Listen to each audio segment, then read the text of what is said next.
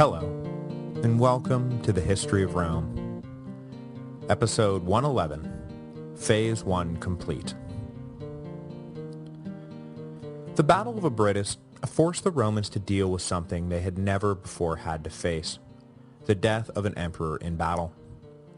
Up until now, emperors had died of natural causes, or they had been assassinated, or they had committed suicide, but never had they fallen to an enemy's sword.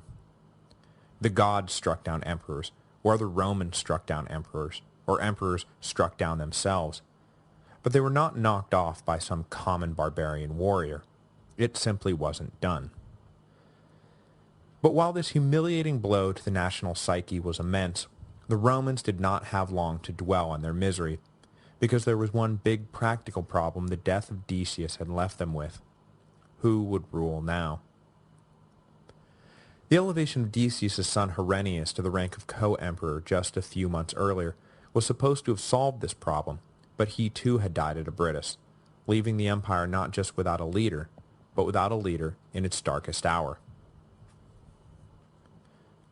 To extract the empire from this predicament, the Senate and the army both came up with solutions to the problem of who would rule. Unfortunately, they were different solutions. The army naturally chose to elevate one of their own, specifically the senior ranking officer left on the scene after the disaster at Abritus, Gaius Vibius Trebonianus Gallus. Back in Rome, though, the Senate chose to stick with the hereditary rights of Decius' family and elected Gaius Valens Hostilianus Messius Quintus, Decius' youngest son, who had been left behind in Rome while his father and brother had gone off to fight the Goths. The big justifiable fear after Decius' death was that some kind of civil war would break out at a moment when a lack of internal unity might prove fatal. And with the Senate and armies backing separate candidates for the throne, that seemed to be the deadly path Rome was headed down. But the inevitable confrontation between Hostilian and Gallus never arrived, in part because Gallus decided that circumstances demanded that someone take the high road and offer a compromise. Sitting in a tent out near the Danube, surrounded by the remnants of an army that had just been annihilated by the Goths, Gallus recognized that this was no time for a civil war. If he wasted the time and energy of what was left of Decius' army on some power grab, the Goths could just sweep down, conquer the Middle Empire, and split Rome in half. So while he made it clear to the Senate that he planned to accept the army's acclaim, he also made it clear that he had no problem with Hostilian serving as his co-emperor. He was able to come to this magnanimous conclusion because, 1, he had always been on excellent terms with Decius and his family, and did not instinctively see Hostilian as a rival, and 2, the age difference between them, Hostilian was still a teenager, meant that Gallus would always be the senior Augustus. Accepting Hostilian, then, was more like accepting an heir than a true colleague. Plus, it's not like the Moesian legions were in any condition to force their demands on anyone. Though it seems a bit crazy to think about, Trebonianus Gallus was a rare figure at this point in Roman history. He was an emperor of fully Italian extraction. Since the fall of the Flavian dynasty, the imperial office had been populated by Spaniards and Africans and Thracians and Illyrians, but only on a few rare occasions was the emperor of Rome actually an Italian. Now, of course, we can't read too much into this, as many of these emperors, the Trajans and Hadrians and Severans of the world, either came from Italian families transplanted into the provinces, or from provincial families who had married into important Italian clans. But still, it is worth noting that an emperor born in Italy to an Italian family had, by the 3rd century, become something of an endangered species. Gallus was born into a senatorial family of Etruscan origin, and had spent his life working his way up the cursus honorum, serving in civilian and military posts across the empire. At some point, he became an associate of Decius's, and when Decius became emperor, he immediately appointed Gallus to govern the province of Upper Moesia. The appointment underscores the close working relationship between the two men, as the governorship of Upper Moesia was no honorary ambassadorship to Tahiti. This was, after all, a territory not only being harassed by the Goths, but which had also been ground zero for the rebellion that had put Decius in power in the first place. The degree to which Decius trusted and respected Gallus is obvious, and the new governor quickly became trusted and respected by the men under his command as well. A full bronze statue of Gallus still exists that depicts a large, barrel-chested man with close-cropped hair, cutting and imposing figure. He was not some aristocratic dandy the Moesian legions could hope to push around. Not that they had time for such bullying. Gallus took over in 250 AD, and for the next 18 months he led the Roman response to the increasing Gothic raids. Sometimes he was successful, and sometimes he wasn't, but no one could argue that Gallus wasn't exerting maximum effort in an attempt to stem the barbarian tribe. When Cneva invaded with a full force, though, the Moesian legions were simply unable to do anything to stop him, and Gallus was one of those provincial leaders who told Decius in no uncertain terms that the lower Danube needed reinforcements and fast. He then served as one of Decius's key generals during the campaign against the Gothic king, and wound up being one of the few to escape from Abritus alive. As I said at the end of last week's show, Gallus took over what was left of the legions and came to an understanding with the victorious Cneva. The Romans would not hinder the Gothic retreat back across the Danube, and henceforth payment would be made annually to the Gothic king to prevent him from attacking in the future. Though later Romans would castigate Gallus for this ignoble peace, modern scholars seem more than willing to give him a pass. He was in an incredibly difficult position, and doing the best he could to save the empire from further humiliation. The rumor that he and Cneva were in cahoots started up a few years later, but no one at the time, and no one now, really believes that those smears hold much water. The men of the shattered legions who had just elected him emperor certainly didn't think he was a traitor who had just gotten most of them killed. Otherwise, they would have torn him limb from limb, rather than giving him the keys to the empire. The peace deal with Cneva is evidence that Gallus was of a mind to walk the Romans away from the Battle of Abritus without making things any worse than they already were. But the external threat posed by the Goths was not the only source of potential peril. Gallus also had to make a choice about how to deal with the Senate's elevation of Hostilian. In this, too, Gallus showed that he was more interested in making sure things didn't get worse than he was in just about anything else. So he sent a letter to the Senate informing them that their choice of Hostilian was a fine one, and that he would be happy to share the imperial insignia with the son of Decius. The Senate was no more disposed to start up a civil war than Gallus was, and immediately accepted the compromise. With the Goths temporarily sated, Gallus and a few key advisors made their way back to Rome to meet with Hostilian and the Senate, so that together they could work up for a plan on how to stabilize the empire, which was clearly teetering on the brink of something. When he arrived back in the capital, Gallus and Hostilian were acclaimed as the co-Augusti of Rome, and Gallus's son Volusianus was named Caesar and eventual heir to the throne. The partnership between Gallus and Hostilian, though, wouldn't last the year. In the summer of 251, Hostilian mysteriously vanished from the historical record, and we can only guess at what happened to him. Gallus conspiracy theorists claim that the young Augustus had been offed by the evil betrayer of Abritus, but the consensus opinion seems to be that Hostilian fell victim to a new plague that had chosen this inopportune moment to appear on the scene, the Cyprian plague, so named because its effects were described in detail by Saint Cyprian, the Bishop of Carthage. As with the Antonine plague, there is some debate over which particular disease ravaged the empire for the next 20 years, but again, as with the Antonine plague, smallpox appears to be the likely culprit. If there is one recent cliche that I have really come to loathe, it is the cliche of the quote, perfect storm. Everyone these days wants to describe everything as a perfect storm, making it hard to distinguish when an incredibly rare confluence of events produces something historically destructive, and when someone just wants to use the phrase, a perfect storm, to lend whatever minor crisis they're describing some dramatic heft. Really, I promise you, the overuse of a perfect storm is a big pet peeve of mine. With that in mind, the crisis of the 3rd century was a perfect storm. The empire was already being ravaged by external pressures stronger than it had known in centuries. Violent internal political division, economic depression, soaring taxation, and now, on top of everything else, a massive plague was breaking out. You guys, this is what a perfect storm looks like.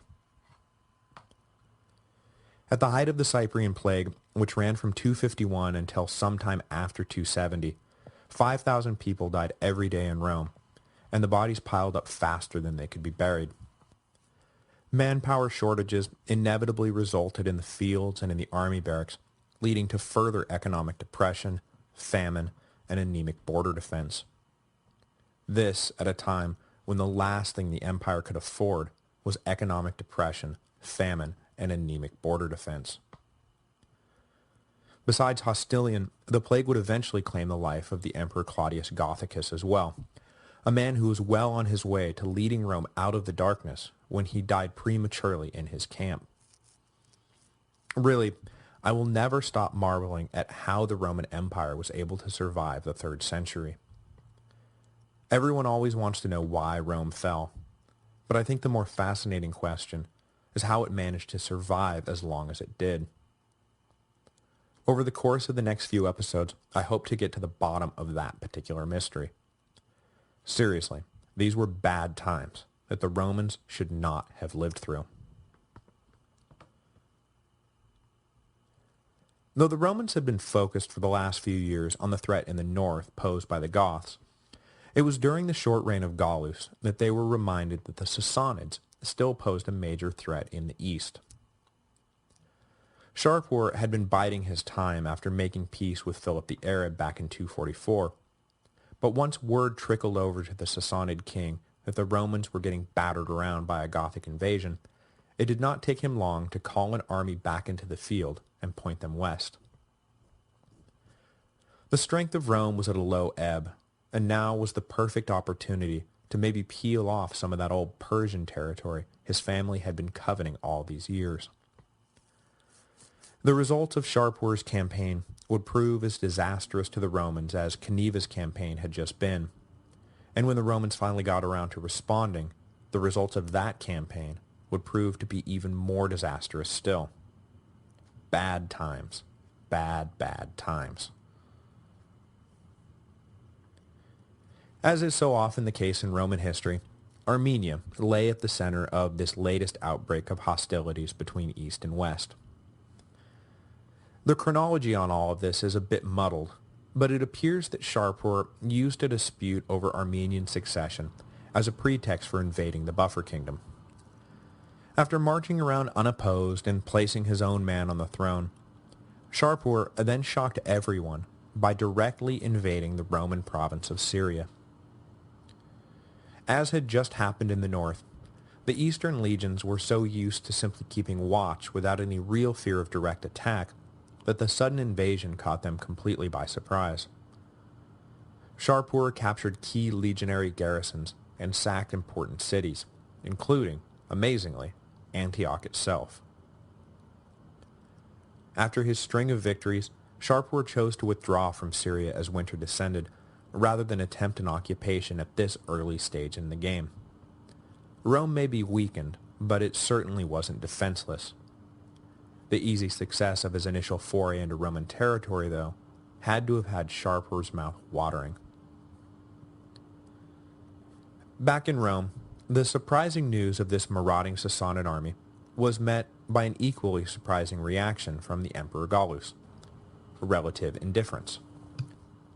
He ordered the Syrian legions to regroup and defend themselves properly the next time Shapur came calling, but other than that, he made no move to travel to Syria himself or to raise emergency reinforcements to help shore up the Eastern Front. This latter bit is at least somewhat understandable, as the north was already stretched dangerously thin, and the plague was making recruiting difficult. But there's no getting around the fact that Gallus did not seem much moved by the danger posed by the Sassanids. Perhaps had he lived, he would have done as Valerian eventually did, and led the counterattack personally. But Romans at the time whispered that perhaps there was more soft Italian in Gallus than he liked to let on, and that the luxuries of Rome were seducing him away from his responsibilities. Discontentment with Gallus, as you can imagine, began to grow apace from this point on. With all of this swirling around, bad news once again came down from the Danube in 253.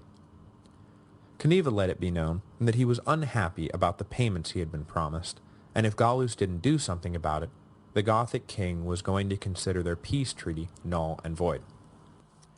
It is unclear whether the Romans were actually withholding the funds they had promised, or whether Cneva was simply trying to extort more cash from his weakened opponent, but the word went back up to give the Gothic king no more than he had already been given. Cneva, insulted, made preparations for a new invasion of the empire. After Gallus left for Rome, the man put in charge of the northern border was Marcus Aemilius Aemilianus, a general of North African extraction who had been appointed to a legionary command in Moesia by Decius and promoted to overall command by Gallus following the disaster at Abritus. Aemilianus faced the frightening prospect of dealing with the same Gothic army that had just whipped the Romans handily, only this time with fewer men and more raw recruits.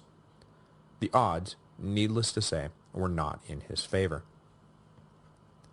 When Cneva did cross the Danube in 253, though, the Gothic king let his arrogance get the better of him, and Aemilianus was able to surprise the Goths and deliver a smashing victory for the legions. This time, it was Cneva who found himself leading off the wounded remnants of a once mighty army, and the world was reminded that the Romans were not done for yet. Aemilianus was an overnight sensation, and for having done what two emperors had been unable to do, the exuberant troops honored their general the best way they knew how. They proclaimed him emperor. And if you think that by acclaiming their fourth emperor in just 5 years, the Moesian legions were hitting the peak of their fickleness, well, let's just give it another 3 months. The news that the men who had proclaimed him emperor were now proclaiming someone else emperor finally roused Gallus from his apparent slumber. He sent an order up to Valerian, the commander of the Upper Rhine, and the man Decius had tried to make censor, demanding that Valerian lead his troops to Italy at once to help Gallus smack down this would-be usurper. The emperor then induced the Senate to declare Aemilianus an enemy of the state, and he gathered up a defense force and marched north to prevent the Moesian legions from entering Italy. But Aemilianus was well aware that time was of the essence, and while Gallus gathered his defenses, the Moesian general was already marching on Italy to cement his claim to the throne. The Danube legions had been weakened by war and disease, and if Aemilianus was to have any shot at all at unseating Gallus, he needed to strike before the emperor could muster all the forces at his disposal. If he was thinking in particular about the Rhine legions, then he was right to move fast. By getting to Gallus before the Rhine troops did, he was able to emerge victorious from something approaching an equal contest. Not that it did him much good. Fast or slow, when the Rhine legions did arrive, Aemilianus found himself done for anyway. But we'll get to that in a minute. Aemilianus was already in Italy and speeding down the eastern branch of the Flaminian Way when he was finally met by an army led by Gallus and Volusianus. There are two accounts of what happened next.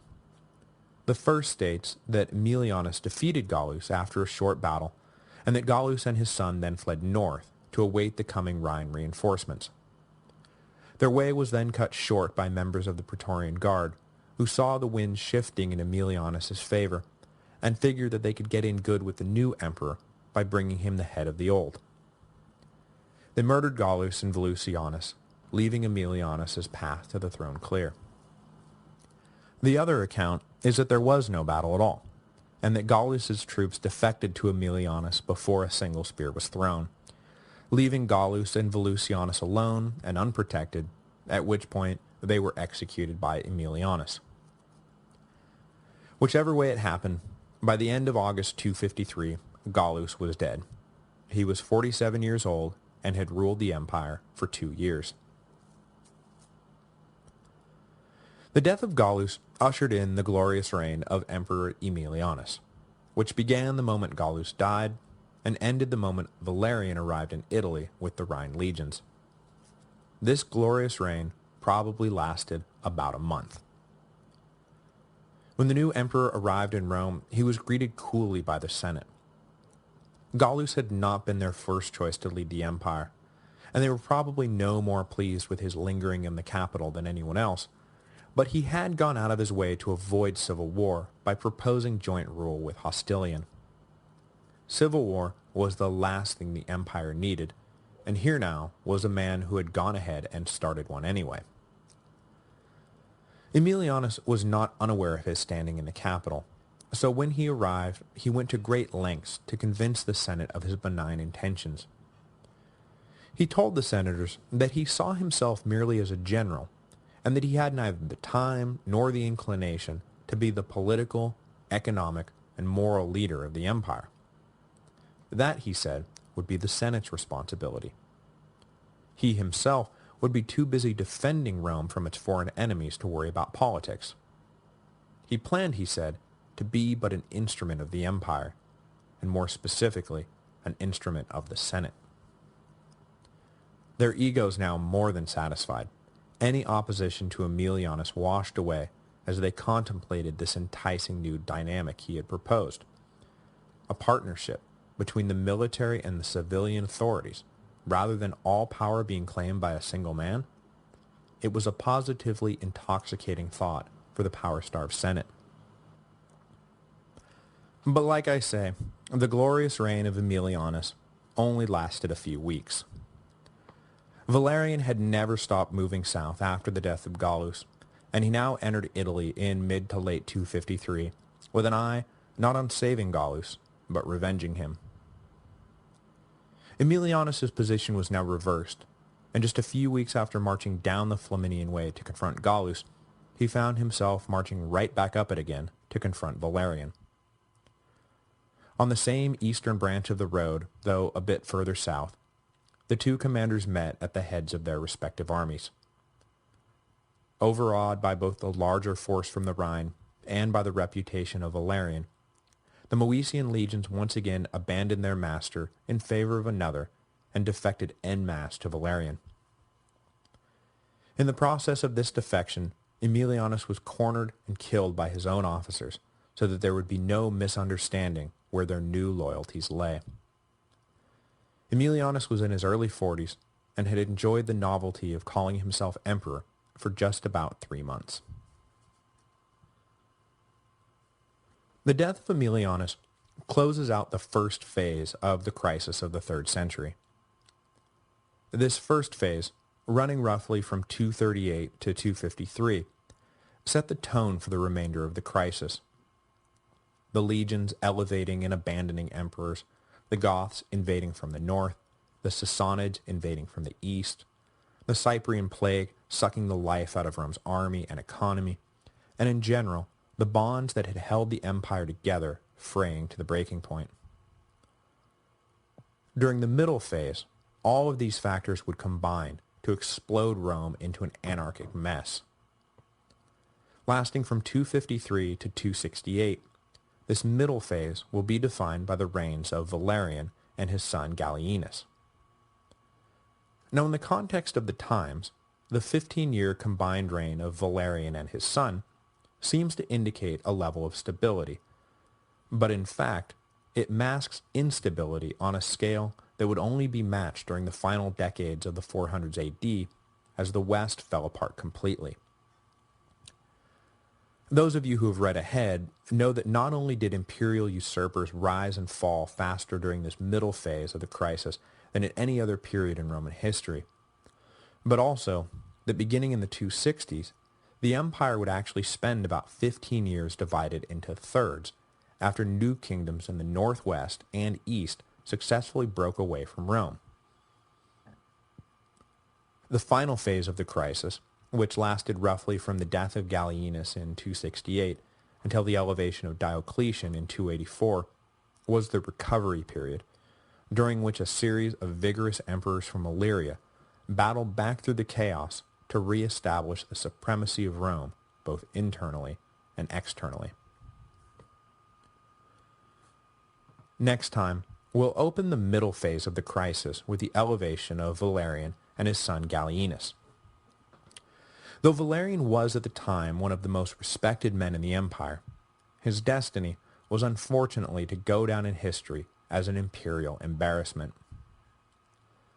To his credit, he immediately opened up a war in the east to punish the Sassanids for their sack of Syria. But when he was captured alive by Shapur in 260, his name became synonymous with the general felling of once mighty Rome. There will be no episode next week as I am headed down to the Austin City Limits Music Festival, but we'll be back in 2 weeks to see just how bad we can make things for the Romans.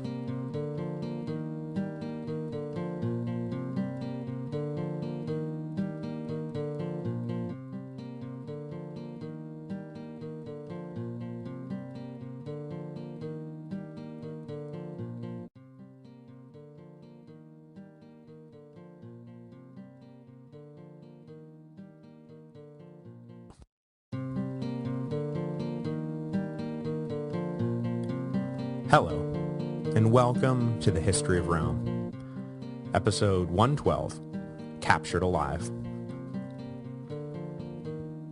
In the autumn of 253 AD, the troops supporting short-lived Emperor Aemilius Aemilianus abandoned the man they had so recently elevated to the purple and defected en masse to Valerian. I think we can forgive the Romans for at first not investing too much emotional energy in this newly appointed emperor, because, after all, in the 18 years since the assassination of Alexander Severus, the empire had seen 11 different men claim the title Augustus. There was absolutely no reason to believe that the new emperor would not simply come and go along with all the rest. But when Valerian descended from the Alps, he wound up bringing with him 15 years of relative stability at the top of the political pyramid, at least in a sense. Sure, the western provinces of Gaul, Britannia, Hispania, Germania Superior, Germania Inferior, and Raetia would break away in 260, losses that would be matched in that year when Syria, Egypt, Palestine, and most of Asia Minor came under the control of the city of Palmyra. But the middle of the empire, Greece and the Balkans and Italy, would, from 253 to 268, be the domains of Valerian and his son, Publius Licinius Ignatius Gallienus, and their reign will form the bridge between the old empire of Augustus and Hadrian and Marcus Aurelius and the coming empire of Diocletian and Constantine and Theodosius. Now, whether the fractured stability of Gallienus was more dangerous than the unified political anarchy that preceded him is a question scholars still debate today. As soon as Valerian's claim to power was recognized by the Senate in October 253, he wasted no time inducing them to further elevate his son Gallienus to the rank of co-Augustus. Having two emperors was a critical part of Valerian's plan for the empire, and indeed, the rapidity with which he began to pursue that plan have left some questioning whether or not the new emperor had dragged his feet a little getting out of Germany. That maybe, after receiving the distress call from Gallus, that Valerian decided to simply let Gallus and Aemilianus fight it out, which would allow him to sweep down and brush aside whoever was left standing after the showdown. But whether he was actively planning for what he would do when he became emperor, or whether he just had an idea of what he would do if he became emperor, there was very little separating Valerian's elevation to the throne and the announcement that he was heading to Syria to reassert Roman power in the east. The main point of rising up Gallienus was so that Valerian could be sure that the Western Empire was left in loyal hands while he focused on the Eastern Front. This division of the empire followed the previous division of Marcus Aurelius and Lucius Verus a century before, though this time it was the senior Augusti who went east, with his junior partner remaining in Rome. One of the big problems we have in dealing with the crisis of the 3rd century is that establishing a definitive chronology through the chaos is almost impossible. What sources we have are contradictory and full of biases and outright fabrications. For example, even when we deal with a momentous event like Aurelian's evacuation of Dacia, all we can say is that it happened sometime between 271 and 274. Everything else is just guesswork. We can make good guesses, but they are nonetheless still guesses. Just how crossed up the history of the mid-3rd century can get begins to really become apparent during the joint reign of Valerian and Gallienus. For the next little while, dates are going to fall in ranges, and a lot of question marks are going to surround where people were and when they were there. We know basically what happened, and basically what order it happened in, but sometimes, well, we really don't. That all being said, probably by early 254, Valerian was headed to Syria to survey the damage wrought by the recent Sassanid invasion. Gallienus, meanwhile, headed up north to the Rhine on a mission to repel Germanic incursions that had begun the minute Valerian picked up the legions guarding the border and marched them to Italy. The pattern of these northern invasions would become a familiar one over the next 20-odd years and highlight the cyclical nature of the 3rd century crisis.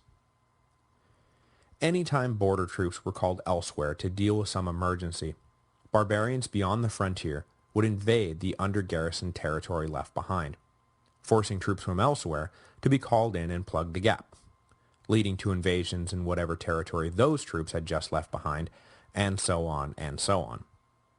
Then, whatever territory was left holding the bag would have to look to their local commander to engineer a defense, and if he succeeded despite imperial aid, his troops would generally hail him as emperor, precipitating a civil war, forcing the existing emperor to come put down the uprising, and then the cycle would start all over again. Valerian's withdrawal of the Rhine legions to help him win power in Italy precipitated the beginning of one of these long cycles. Germanic tribes took the opportunity to pour across the border and raid the wealth of Gaul. The junior emperor's arrival in country seems to have brought an end to the pillaging, and between 253 and 255, Gallienus seems to have won a number of, if they can't quite be called battles, then at least significant skirmishes that forced the various tribes to withdraw back across the Rhine. Valerian, meanwhile, passed through the Balkans and marched across Asia Minor on his way to Syria. While he was on the move, the Goths and other associated tribes beyond the Danube appear to have prudently waited for the imperial army to pass before they renewed their forays into Roman territory. As soon as Valerian was gone, though, various independent Gothic groups once again began descending south in search of the great wealth of the Roman Empire.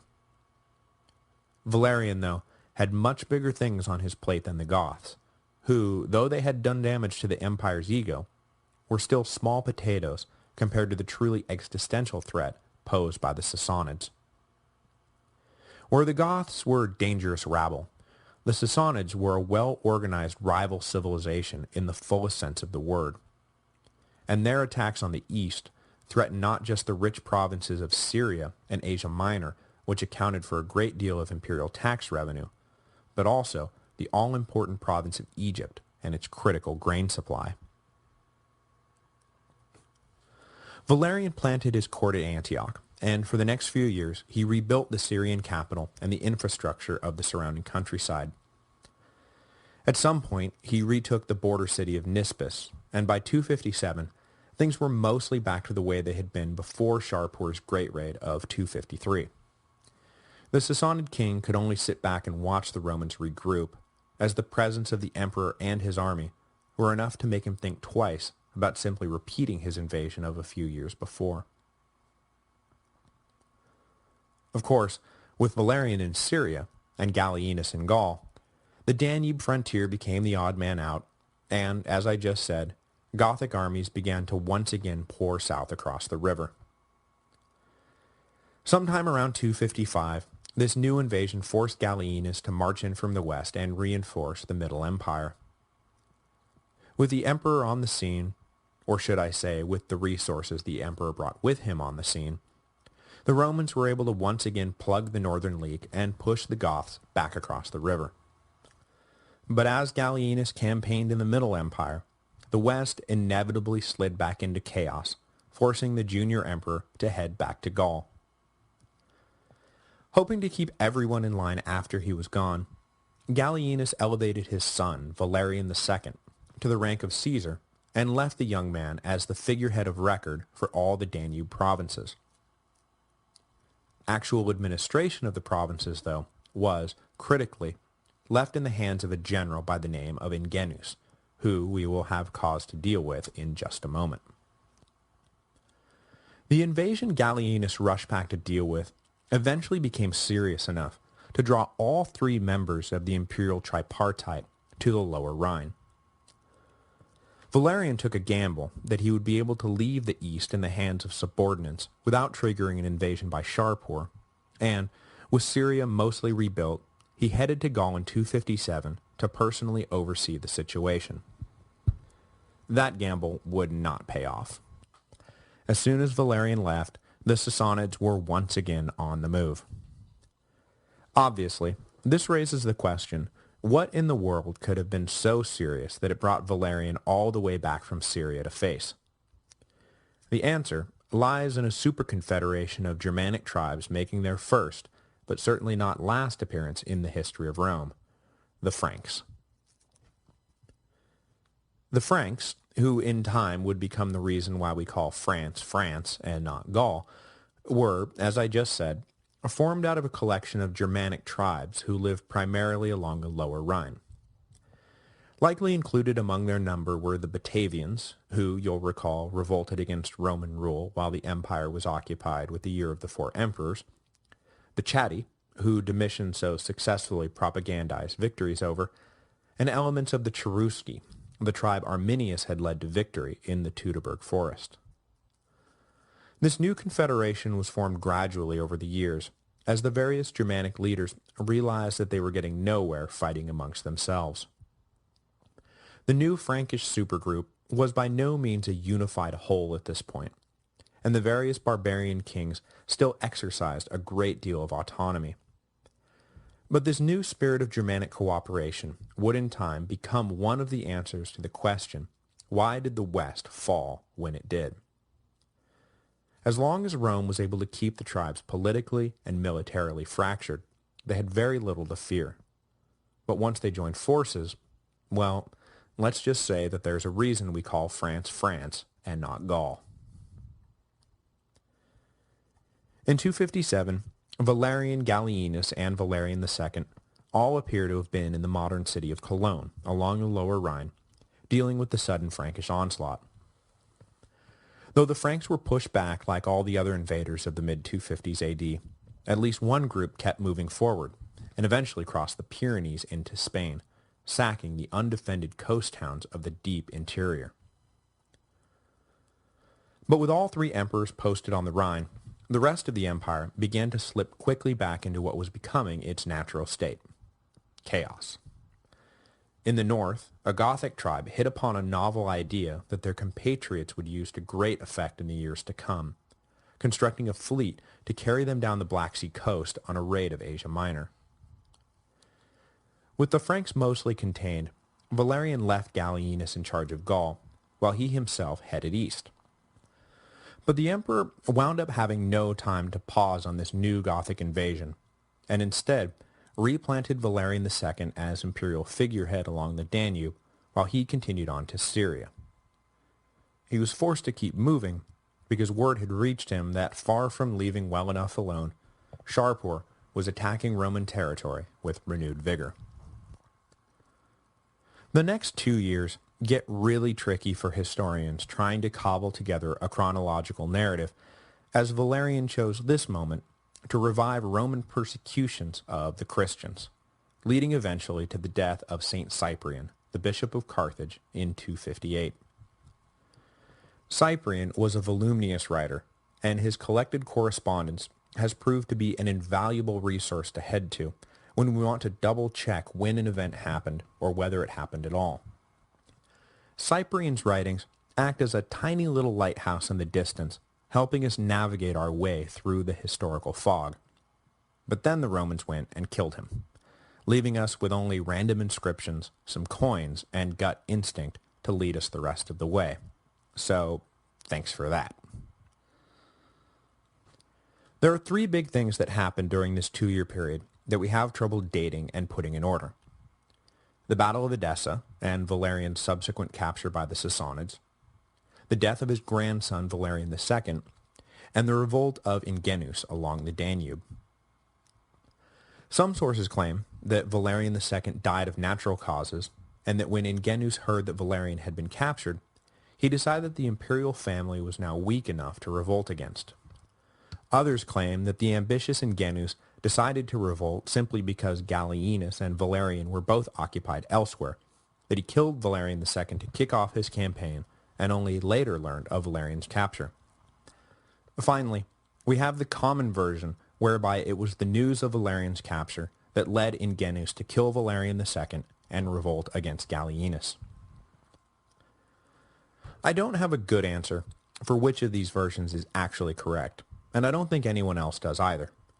But a consensus seems to have grown up around the idea that Valerian II died under suspicious circumstances in 258, right around the time news reached the Danube that Valerian had joined the Sassanids in battle.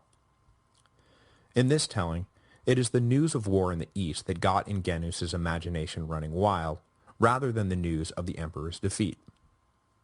In this telling, there is a bit of a lag between the death of Valerian II and the official beginning of Ingenuus's revolt, but that when the commander on the Danube did have himself declared emperor, that Gallienus rushed over from the Rhine to put down the revolt before word of his father's capture reached the west. This all leaves 260 AD as the watershed year when the empire really melted down, with news reaching Gallienus almost simultaneously that the Sassanids had captured his father, and that his own withdrawal from the Rhine had triggered a new invasion by the Germans. The defeat of Valerian at Edessa in the east, and the Germanic invasions in the west, were, of course, the two events that led directly to the empire breaking into thirds, a state of affairs that would persist for more than a decade, until Lucius Domitius Aurelianus, the unconquered restorer of the world, put the pieces back together again in the early 270s. To deal with poor Valerian first, we must follow the emperor east in 258 after dropping Valerian II off in Pannonia. The emperor probably passed through Antioch on his way to the city of Edessa in northern Mesopotamia, where he planned to stage his coming counteroffensive. But this counteroffensive would never really get off the ground, as a nasty bout of the Cyprian plague broke out amongst the legions in 259, and Valerian's forces were left thin and weak as a result. Shapur decided to take advantage of the situation by marching on Edessa and challenging the emperor directly. Though we know very little about the details of the battle, it is reported that despite the toll taken on the legions, they still outnumbered the Sassanids by an almost 2-to-1 ratio, leaving Valerian confident that he would still be able to steamroll Shapur's forces. But, for whatever reason, in the battle that commenced on the plains outside Edessa, the Romans were utterly routed, and practically the entire army Valerian had brought with him were either killed or captured.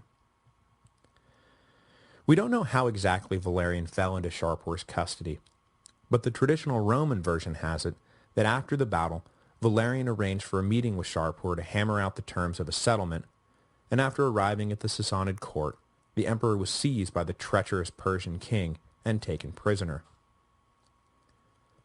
The alternative is that Valerian was simply tracked down during the battle and seized, making it easy to see why the Romans would prefer a version of events that allows the humiliating capture of their emperor to be painted as a result of a double cross, rather than trying to explain how an honorable Roman could have allowed himself to be taken alive. As with just about everything to do with this period, there are two versions of what happened next. The boring version is that Valerian and his senior officers were treated well by Shapur and lived out the rest of their days as comfortable, if involuntary, guests of the Sassanids until the emperor's death in 264. The more salacious version is that the no-good, wicked Persian king took every opportunity to humiliate the captured Valerian and used the Roman emperor daily as a stepping stool to get in and out of his royal litter. Then, when Valerian finally died, his body was flayed and stuffed and posted in the Persian court as a trophy for all of the East to mock and gloat over. Once again, it is easy to see why the Romans would prefer to paint the Sassanid king in the worst possible light. But barring a time machine, we'll never know the true fate of Valerian. We do know that he died in Persian custody, and that for a variety of reasons, no attempt was ever made to rescue him or pay a ransom for his return. He was in his mid-60s when he died, and had ruled the empire for 7 years. Those variety of reasons why nobody came looking for him had to do mostly with the fact that while the Eastern Empire was going to hell in a handbasket, the middle of the empire was going to hell in a handbasket, and the Western Empire was going to hell in a handbasket. In the final calculation, the life of one captured emperor was simply not worth the time and expense, not with so much hell being crammed into so many handbaskets. When news reached Gallienus that Gallienus was in revolt, he was forced to immediately withdraw a significant portion of the Rhine troops from the border to help him put down the rebellion. As he had previously done with Valerian II, Gallienus left his second son, Salonius, in Cologne as imperial figurehead, under the protection of the commander, Marcus Cassianus Latinius Postumus, and sped off to the Danube. Leading the suppression effort was a man who, at this point, Gallienus had supreme confidence in, but whose own ambitions would in time lead to his master's death, the general Aureolus. As commander of the imperial cavalry, Aureolus led the charge into Pannonia, where the sudden appearance of Gallienus's army took the wind out of Ingenuus's sails, and the usurper either died in battle, was killed by his own troops, or committed suicide after realizing that his cause was hopeless. The upshot of all this, as I just mentioned, was that Gallienus's new position on the Danube led to a significant invasion of Germanic tribes along the Rhine. Along the lower portion of the river, the Franks poured across the frontier as Postumus scrambled to hold them off with what forces he had been left with. Meanwhile, a huge group of Alemanni, a tribal superconfederation similar to the Franks operating along the Upper Rhine, poured through the under-garrisoned gap between the Danube and the Rhine, but rather than making for Gaul, as would have been expected, they instead decided to head directly into Italy. Obviously, this invasion of the home province was Gallienus's top priority. He ignored calls to go avenge his father in the east, who he just learned had been defeated and captured, reinforce Postumus in the west, or stay put on the Danube and hold off the Goths. He chose instead to make with all haste to Milan in northern Italy, a city that, with Gallienus's help, was about to become one of the most important cities in the empire. The Alemanni crossed the Alps into Italy before Gallienus could get in their way, and they apparently raided all the way down to Rome itself before being turned back by a hastily raised militia. Not necessarily needing to embroil themselves in a prolonged siege of the imperial capital after having grabbed so much of northern Italy's wealth, the Alemanni turned around, but on their way back north they were met by Gallienus, who beat them decisively outside of Milan. One independent faction of the Germanic invaders escaped back through the Alps with their captured treasure, but the rest were stopped short, and those who survived the battle headed back home empty-handed. Though in the end it turned out to have no long-term ill effects, the invasion of the Alemanni was nonetheless a significant psychic blow to a population of Romans already dealing with a lot of bad news. But I guess that to say that the invasion had no long-term effects is misstating the case a bit. Yes, the invaders were beaten and driven off, but the time, energy, and manpower required to do so left every other region of the empire feeling like they had been abandoned by the emperor. In the east, the shattered legions were facing down a Sasanian army they could not hope to contain. In the west, Postumus was being overwhelmed by the Franks, and in the middle, a Danube army just weakened by the battle between Ingenuus and Gallienus stared across the river at a host of tribes itching to take advantage of the emperor's recent withdrawal to Italy. With each of these regions left on their own, the various legionary commanders had to take it upon themselves to organize and direct local defenses, leading their troops naturally to give their commanders a rank befitting men who were now wielding supreme authority over their respective provinces, imperator. Rather than receiving congratulations from his generals then for having driven the Alemanni out of Italy, Gallienus spent the weeks after his victory instead receiving notes that each of them had been proclaimed emperor by their troops. On the eve of his battle with the Germans, Gallienus had ruled an empire that stretched from Gibraltar to the Euphrates and from the Sahara to Scotland. The next morning, he found himself barely in control of Italy. Next week, we will watch the empire split into thirds.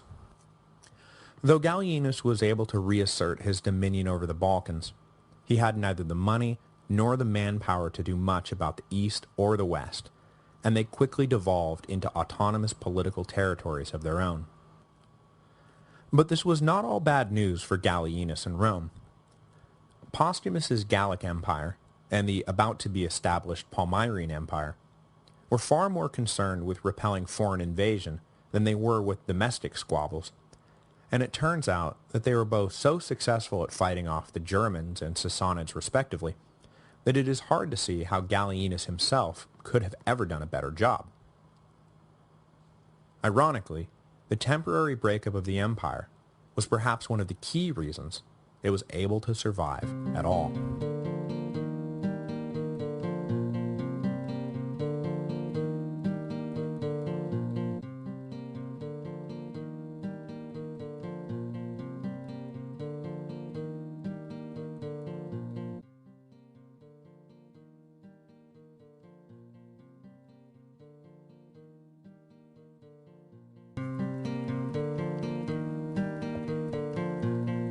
Hello, and welcome to the History of Rome, Episode 113, 3 Empires.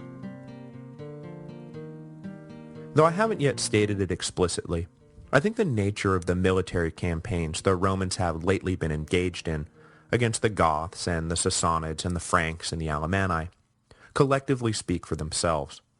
The Romans are now on the defensive. For its entire history, Rome had always projected outward. When battles were fought, they were fought in enemy territory. When battles were won, they enriched the empire with new wealth and new subjects. When battles were lost, it simply slowed the rate of Roman expansion. But now, the battles are being fought in Roman territory.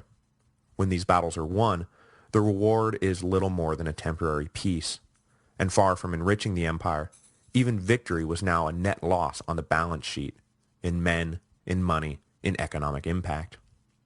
And when those battles are lost, well, the very foundation of imperial legitimacy was the ability to provide physical security for its citizens. So, you do the math. In 260 AD, this legitimacy was finally shattered by simultaneous attacks on all the major frontiers.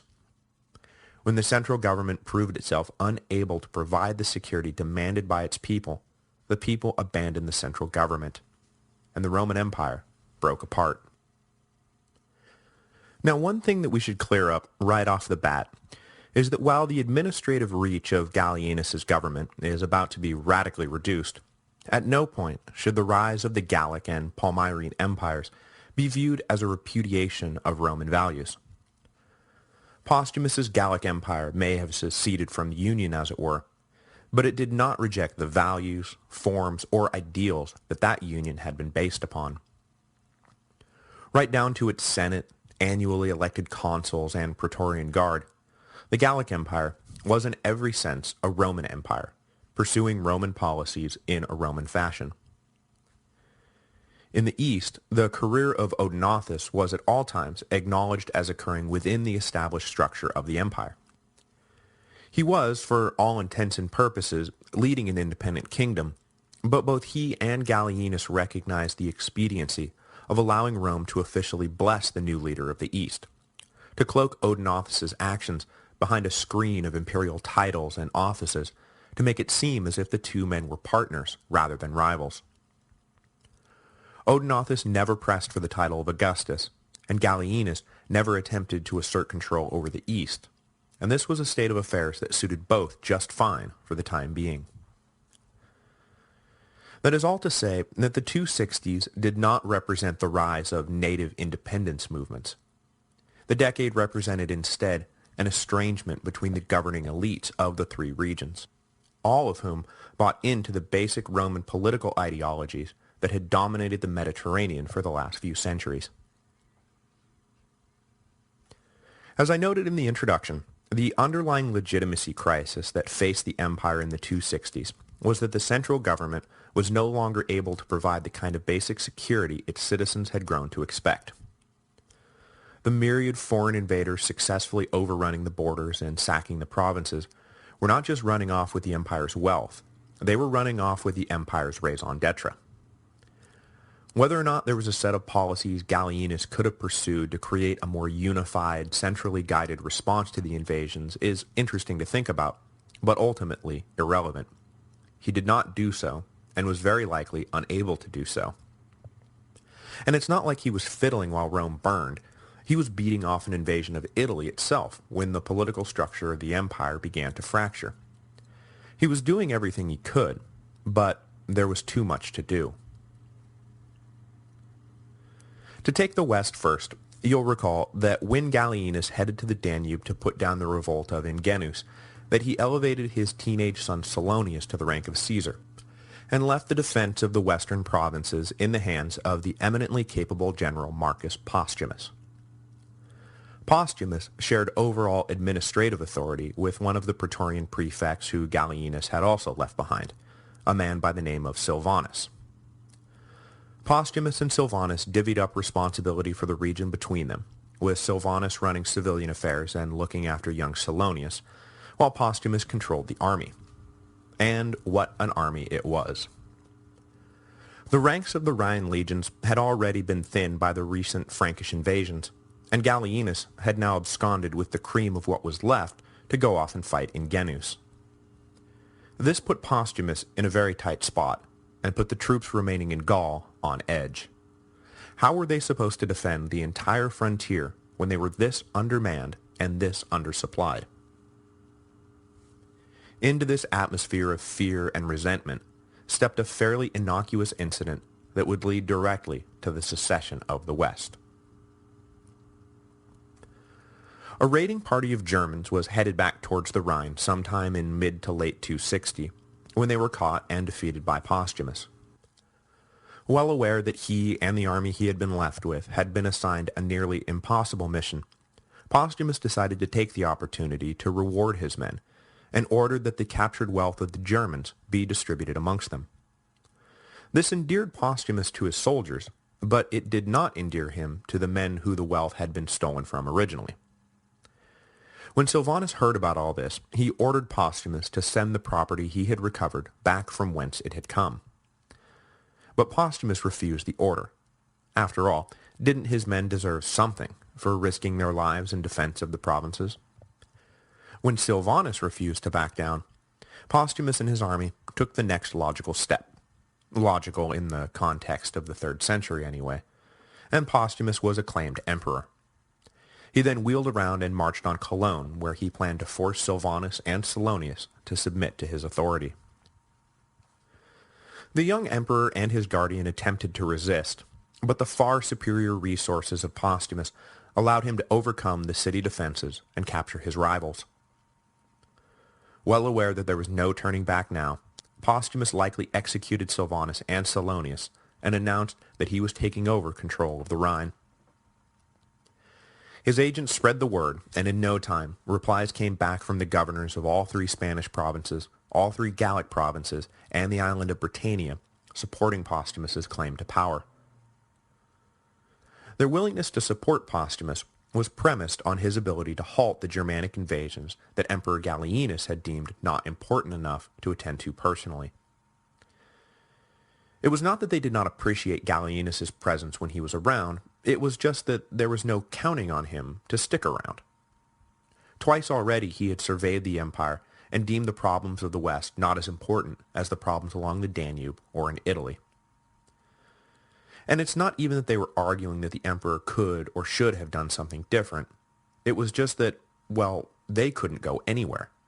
Their homes and families and estates and clients were all stuck here. Whether or not the Frankish invasions were the worst problems the Romans faced was immaterial. When your house is on fire, you want someone to put it out. You don't want someone to tell you that some other, more important building is on fire and that they need to go put out that one first. Postumus was promising to never leave and to focus on putting out the fire along the Rhine, and so they supported him. This mandate, though, meant that unlike previous usurping generals, Postumus could not immediately pack up the army and march to Italy on a mission to overthrow Gallienus. Part of the reason why he was able to rule for a decade over half the empire, which puts his tenure in office amongst the longest of the whole century, by the way, was because he never forgot that his primary responsibility was to protect the West from invasion. By focusing on that limited objective, he was able to rule practically unopposed for 10 years. Right away, he reorganized the political order of the West and invited men of senatorial rank from the provinces loyal to him to meet in Gaul and form a new senate who would, like their new emperor, focus solely on the administration and safety of the West. No Gothic invasions would distract them, no Sassanid power plays would draw them away. It was time for the West to look out for itself. Gallienus, of course, was apoplectic. He had spent the majority of his years in office dealing with invasions along the Rhine, and had only abandoned the western frontier when a revolt had broken out along the Danube, and when Germans had invaded the home province. What did they want from him? The empire was a big place, and to get all cranky because he couldn't provide them with his undivided attention 100% of the time was, in a word, childish. But as he sat in Milan mopping up after the Alemannic invasion, he quickly realized that as much as it burned him up, there was probably very little he could do right at that moment about Postumus. There was no doubt that as soon as he was able to, Gallienus was going to revenge himself upon Postumus. But right now, all those things that had drawn his attention away from the Rhine in the first place were still going on and still getting worse. When Gallienus looked at the big picture, the problems in the West were minor compared to the full-blown emergency that was currently marching across the Eastern Empire. Shapur had taken his capture of Valerian as an invitation to sack as much of the Roman Empire as he could get his hands on, possibly with the idea of softening the region up for eventual annexation by the Sassanids. According to some sources, the defeat at Edessa had cost the Romans something like 70,000 men, and though a great deal of those had been brought west by Valerian, the eastern legions were still a pale shadow of their former selves. And they had very little hope of reinforcement, as what imperial forces were available had been mustered by Gallienus to defend Italy. But all was not lost. As the Sassanids crashed into Syria, 2 Roman officials stepped forward to organize a defense. The first was a general named Ballista, or possibly Callistus, depending on what source you read, who took over the remnants of the legions and organized a pseudo-guerrilla campaign to harass Shapur's supply lines, pick off isolated detachments, and generally make life frustrating for the invading Sassanids. The other official was one of Valerian's chief financial officers, a man named Fulvius Macrianus, who had been left behind in Antioch, along with the traveling imperial treasury, when Valerian had marched forward to Edessa. With Ballista's help, Macrianus was able to keep the treasury out of Shapur's hands and use it to fund the effort to expel the Sassanids from Roman territory.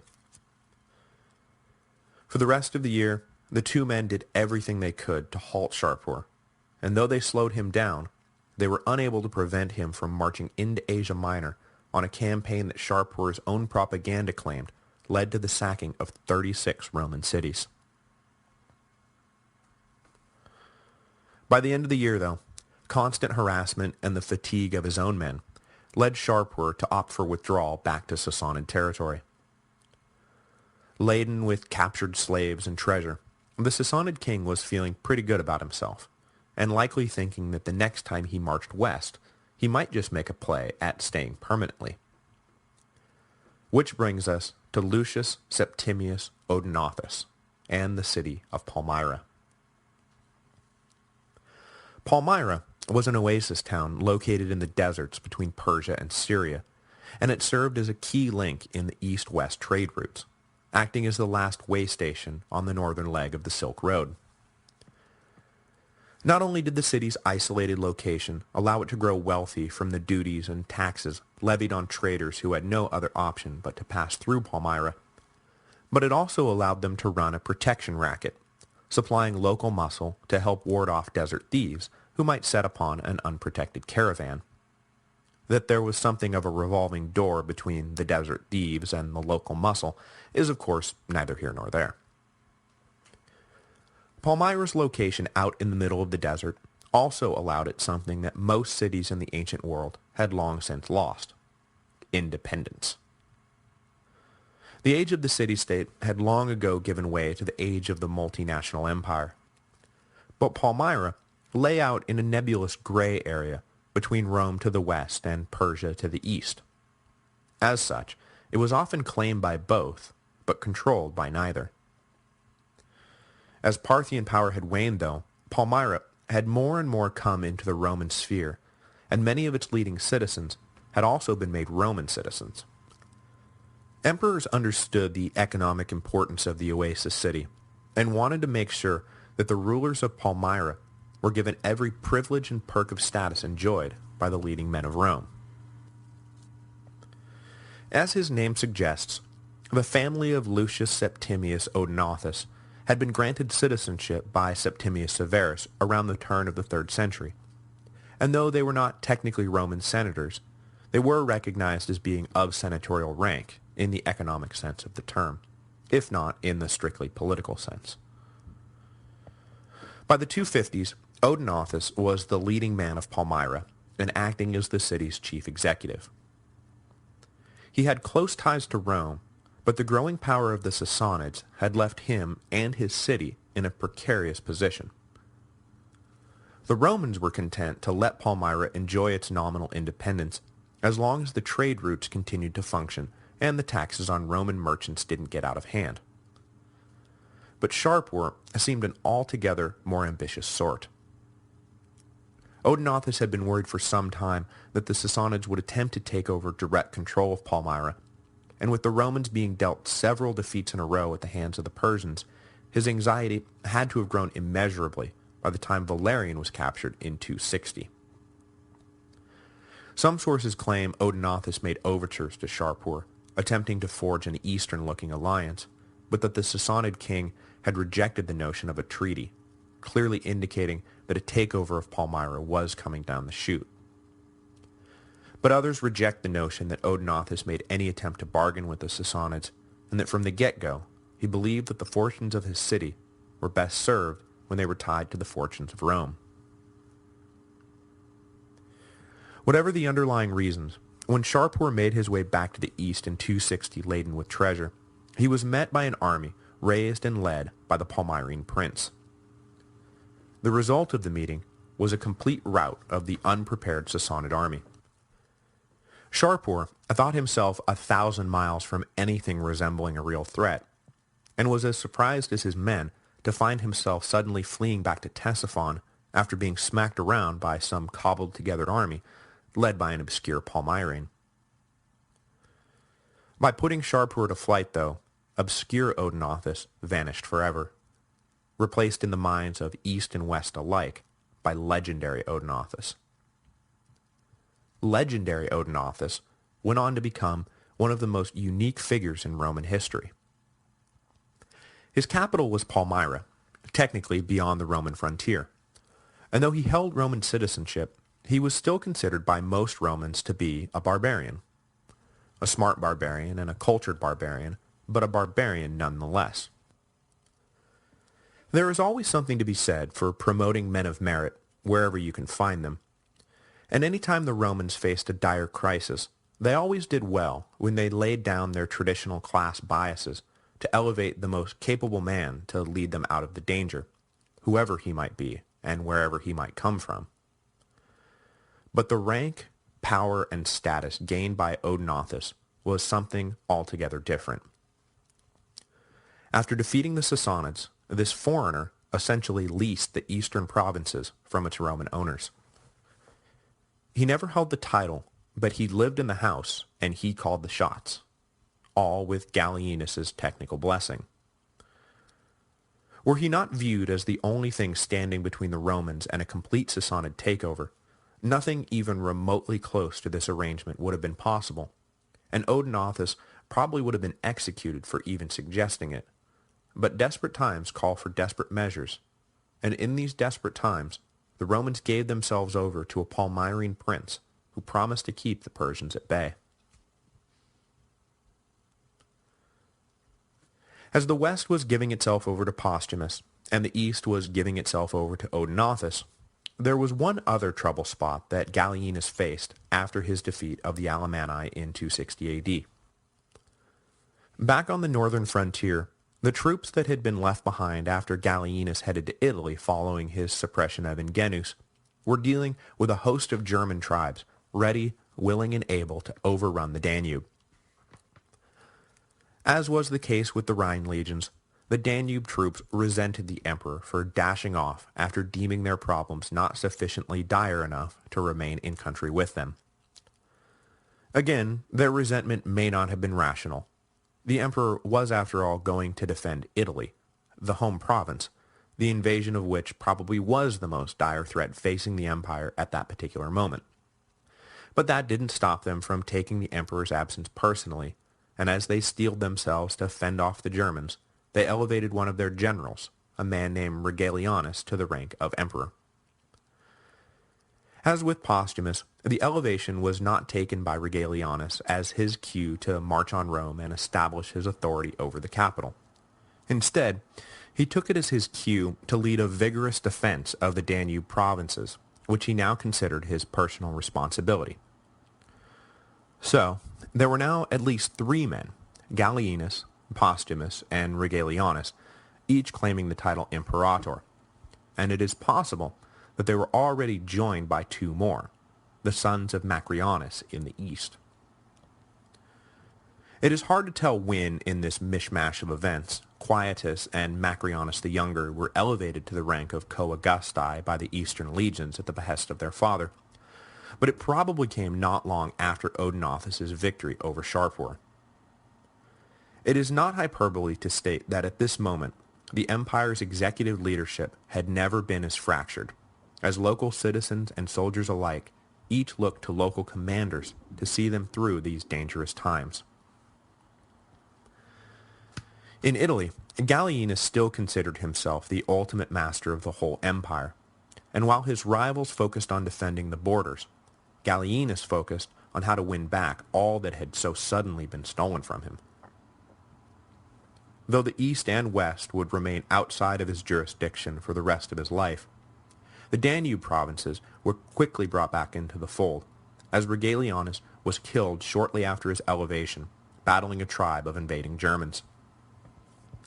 Gallienus immediately marched up from Italy to restore his mastery over the legion, and with the emperor on hand once again, the legions quickly fell back into line. One of the biggest problems facing Gallienus at this point was that events were unfolding so fast, and invasions occurring over such a wide area, that it was difficult to deploy legionary forces in a timely manner. For all his rushing about, Gallienus always seemed to be arriving too late to nip problems in the bud, and seemed to forever be showing up just in time to close the barn door after the horses had run off. This inability to efficiently reinforce hotspots was not just increasing the amount of devastation being wrought on the provinces, but, as we've just seen, it was also leading to an exponential increase in the number of usurpers challenging his rule. But if the provincial legions could be convinced that the emperor would be able to quickly provide help when they were attacked, Gallienus figured they would be less prone to supporting rivals. Right now, though, the legionary apparatus was too cumbersome to move quickly from one zone to another. So Gallienus hit upon an idea that, though it would not become official Roman policy for another generation, it would one day become a staple of Roman defenses in the 4th century: the mobile cavalry. Up until this point, cavalry units were attached to infantry legions, and they would all move around and fight together. But as quickly as the Roman legions could move, a couple of thousand foot soldiers are never going to be able to move as fast as a couple of thousand horsemen. What Gallienus did was collect all the various cavalry detachments and mass them together into a single force that would be run by a single commander and be answerable directly to the emperor. From this point on, wherever there was trouble, the emperor would order his mass cavalry unit to the scene, and in many cases, their mere presence would be enough to deter invaders. And not only did this cavalry serve as an excellent deterrent, it also served as a good psychological connection between the far-flung provincial legions and their emperor. They no longer felt they were being left to fend for themselves out on the frontier. Maybe the mobile cavalry wasn't based in their territory, but when they needed help, help was on the way. Gallienus strategically based this new force in the city of Milan, where they could keep an eye not just on Postumus, whose long-term ambitions were at this point unknown, but also on any Germans thinking about crossing through the Alps into Italy. They were also near enough the Danube frontier that if the Goths got itchy feet, and they would over the next decade, the mobile cavalry could spring into action and be on the scene in no time. It was an idea born of the particular circumstances Gallienus was facing at the time, with domestic revolts and foreign invasions cropping up all around him. But in time, the wisdom of a permanent mobile defense force would become obvious. Times had changed. Simply posting legionary garrisons along the frontier was no longer sufficient to ward off foreign threats to the empire. There are many reasons why Gallienus' reign is seen as a period of transition, and the mobile cavalry is just one obvious example. Next week, we'll get into a few more examples. In particular, Gallienus' relationship with the Senate and the growing divide between a political career and a military career would lead to the armed forces finally becoming a completely separate branch of the state. Rome had always intermingled its political leaders with its military leaders, and indeed, the most important function of the consul had, once upon a time, been to act as the commander-in-chief of the army. The days of combining military and civilian careers, though, was about to end, as the professionalization of the army, long established among the rank and file, was now finally reaching to the top of the chain of command. Henceforth, generals would now be generals, and politicians would be politicians, and only in the person of the emperor would they ever meet again.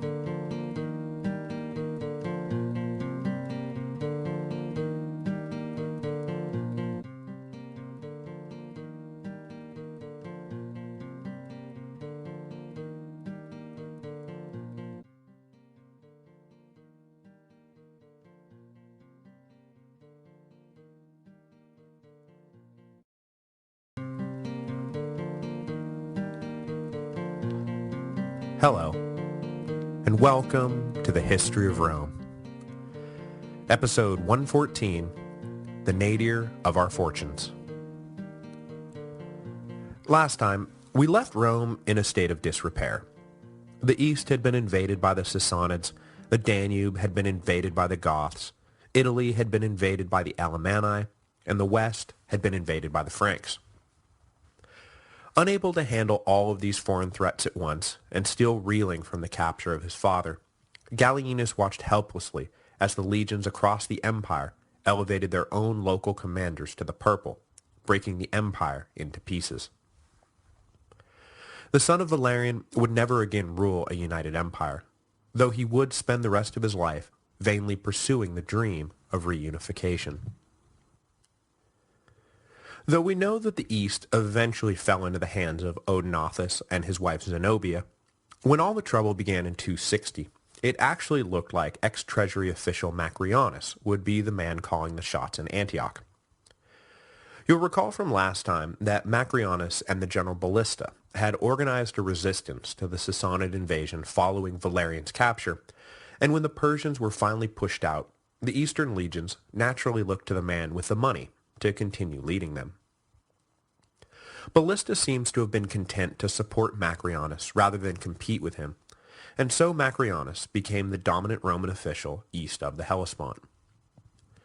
But for some reason, possibly because he was a cripple, though I'm not entirely sure that that's accurate, Macrianus did not himself assume the imperial dignities.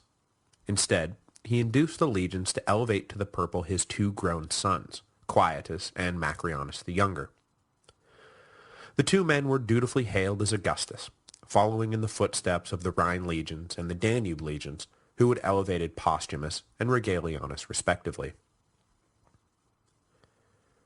But unlike these other two competing Augusti, the Macriani family had no intention of staying put in the east and simply keeping an eye on the Sassanids. Macrianus did not want to just defend Syria. He wanted to formally oust Gallienus and capture the whole empire for himself. In pursuit of this goal, he and his son Macrianus the Younger packed up 30,000 troops and marched them west to confront Gallienus. Now those numbers are likely exaggerated, but still, after the catastrophic losses suffered at Edessa, the removal of any soldiers at all had to have dangerously weakened the frontier defenses. I would like to say that the fact that the Macriani are about to get stomped into the ground by Gallienus is somehow divine retribution for leaving the east so undermanned.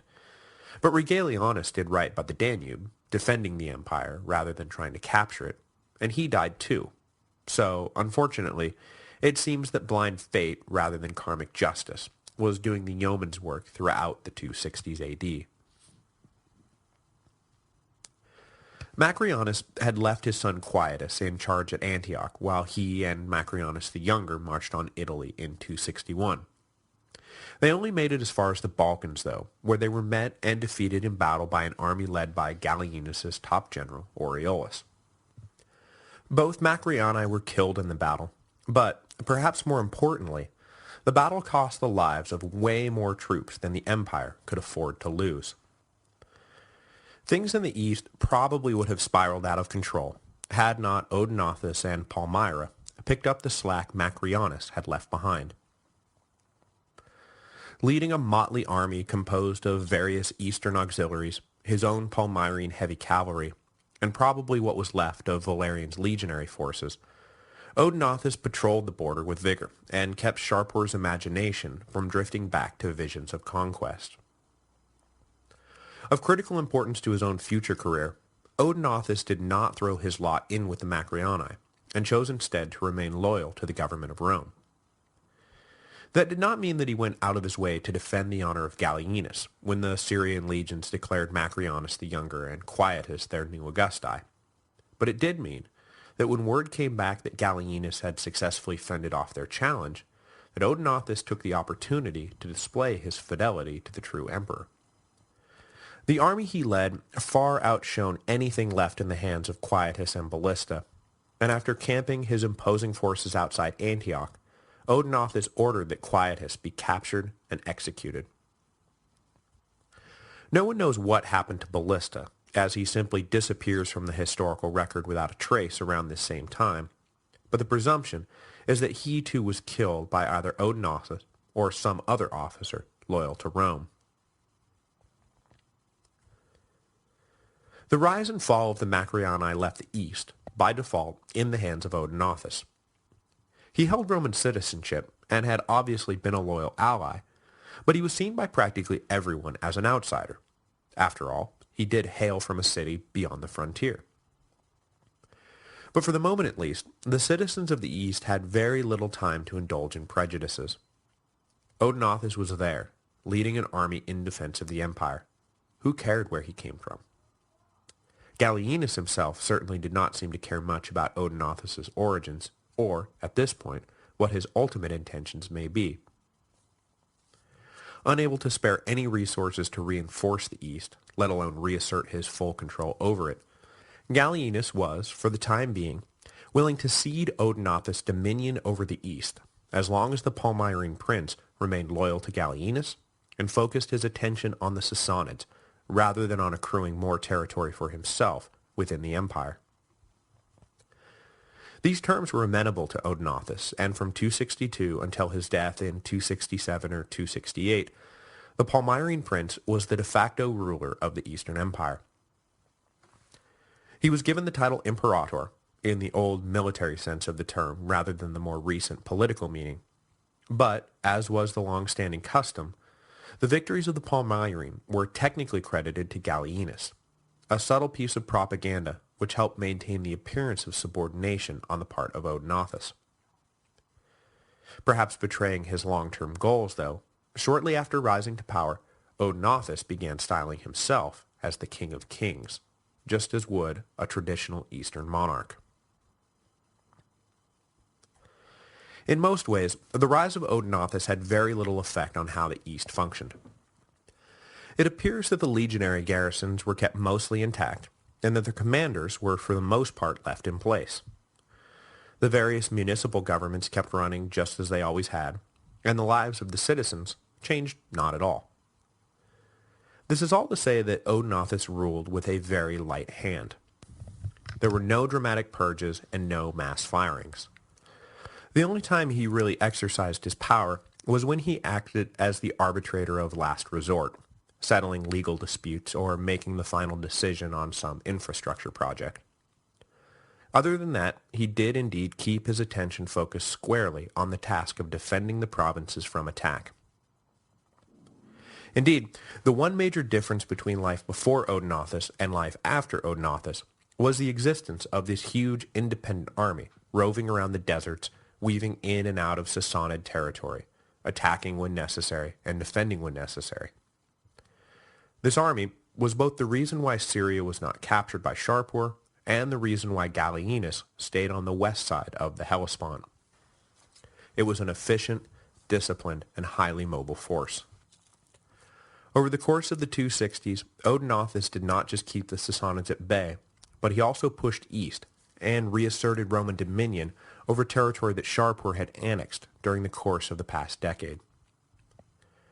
There is a reason Odenathus receives near universal praise in the ancient histories, and it's because he seemed to be some quasi-divine savior sent by the gods to rescue the Eastern Empire at its darkest hour.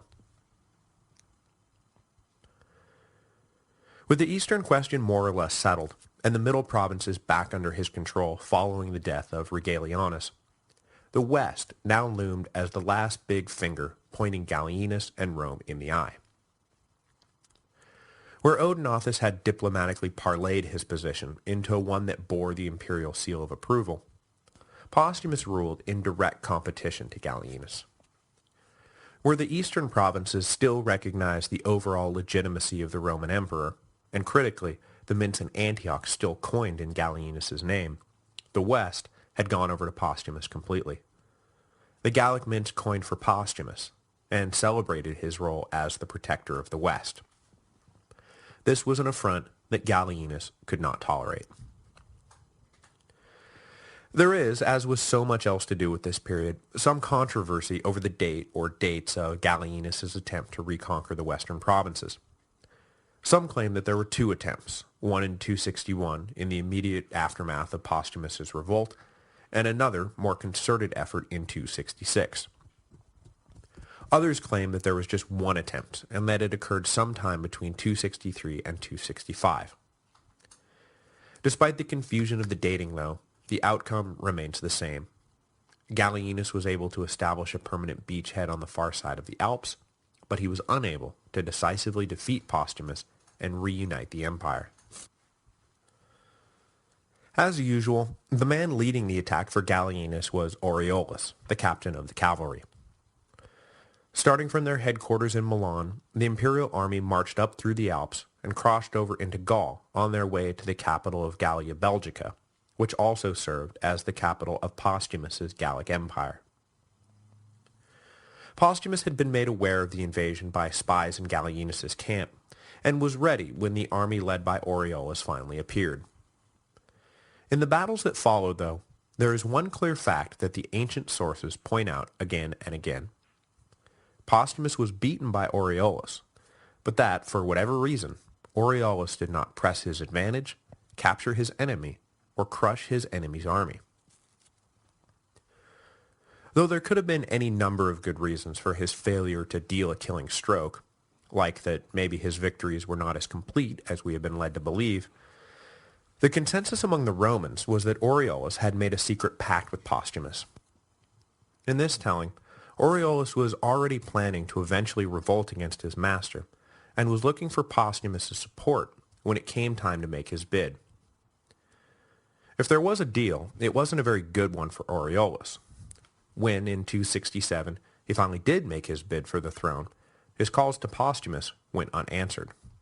But we're getting ahead of ourselves.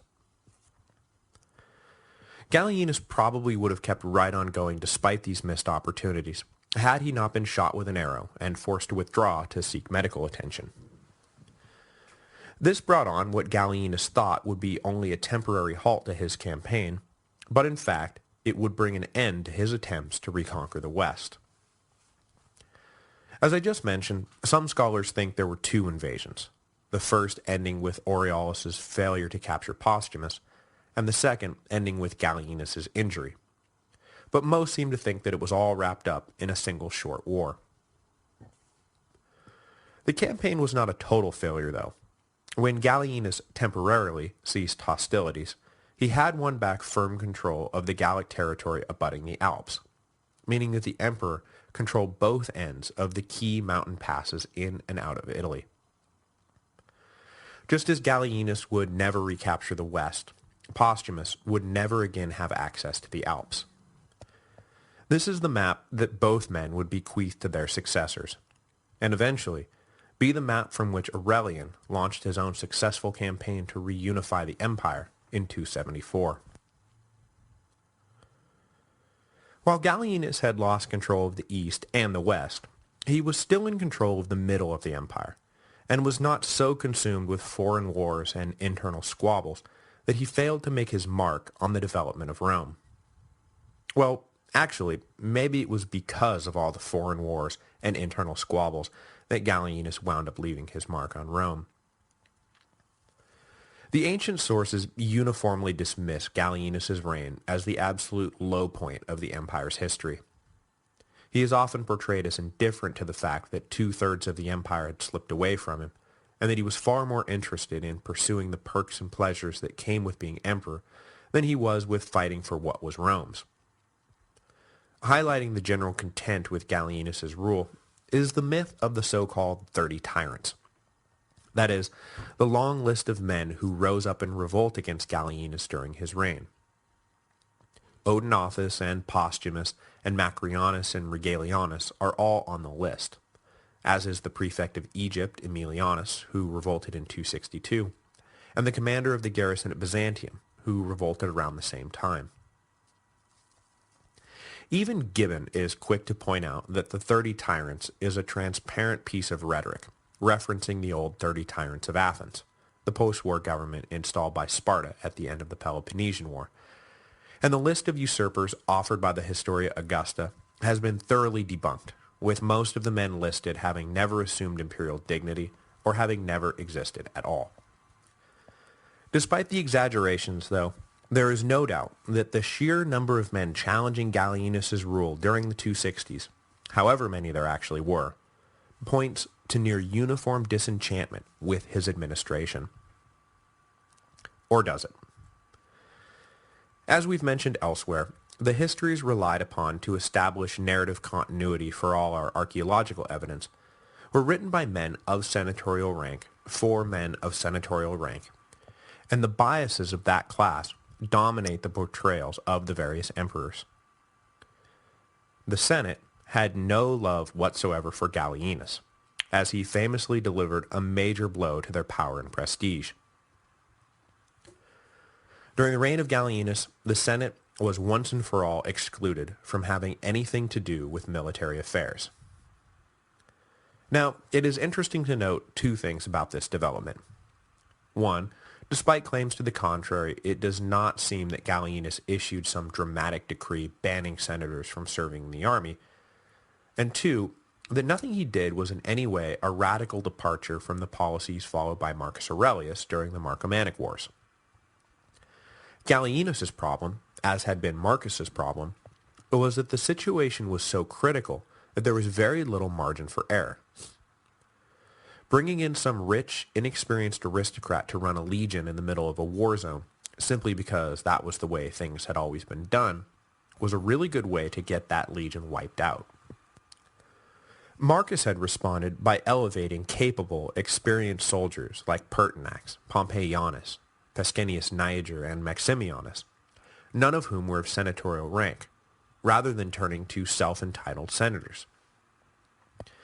Gallienus too followed this policy, and the men he turned to lead his armies were all career military men, who would in time go on to return the empire to something resembling its former glory, including Claudius Gothicus, Aurelian, and a young Probus.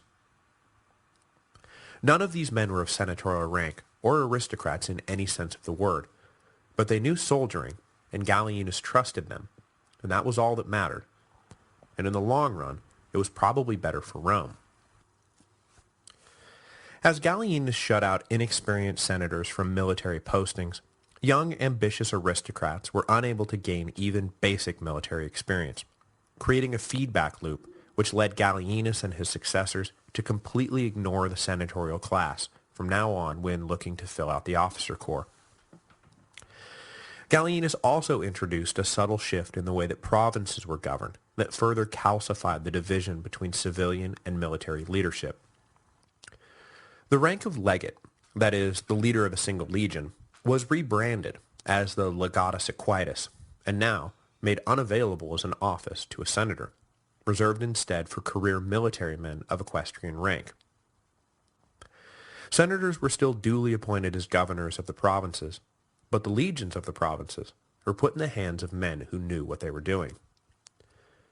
In provinces where there was only a single legion, a situation that traditionally led the governor to double as that legion's legate, well, those were transformed into equestrian prefectures, a model invented by Augustus when he was trying to figure out how to maintain personal control over Egypt without having to worry about senatorial interference.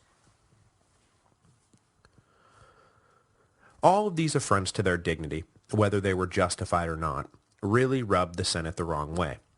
And when the empire successfully emerged into the 4th century, the history of the 3rd century began to be reworked by conservative members of the senatorial class into a series of morality plays that had a clear cast of heroes and villains, with emperors like Claudius, Tacitus, and even Aemilianus painted as paradigms of republican virtue, while Gallus, Gallienus, and Aurelian were painted as cruel, lazy, or ineffectual, depending on the man. The Historia Augusta, for example, expends a great deal of ink praising Posthumus, who was, after all, nothing less than a traitor to Rome, in order to contrast him with the terrible, no-good Gallienus. Odenathus, as I've already mentioned, received similar glowing treatment. This is not to take away from the accomplishments of Posthumus and Odenathus, but it is interesting to note how much praise is heaped on the two men who did the most to divide the empire because of the Senate's lingering hatred for Gallienus. Despite this friction with the upper classes, Gallienus did manage to stay in power for 15 years, so he had to be doing something right. After the tumultuous years following the capture of his father, one of the main lessons the emperor took away was that if he was going to maintain his tenuous hold on the Middle Empire, and perhaps one day win back the East and the West, he was going to have to do a better job making sure that the army still under his command remained loyal to him and did not jump to their local generals every time someone said boo. Now, it was not exactly a mystery how you kept soldiers in the 3rd century loyal to you, and Gallienus was no dummy. Thus, one of his lasting legacies was the founding of multiple mints across the empire. Up until this point, besides the main mint in Rome, there were only a few major coining centers in the provinces, making transporting soldier pay and promised bonuses both time-consuming and dangerous. So Gallienus founded at least 4 new mints near all the major military headquarters in northern Italy and along the Danube, which kept the soldiers paid in full and on time, and left them, as you can imagine, extremely well disposed towards their emperor. The downside of this increase in mints, though, was that it sped up a process that the Romans did not understand at all, but that we today are well acquainted with and very watchful of: inflation.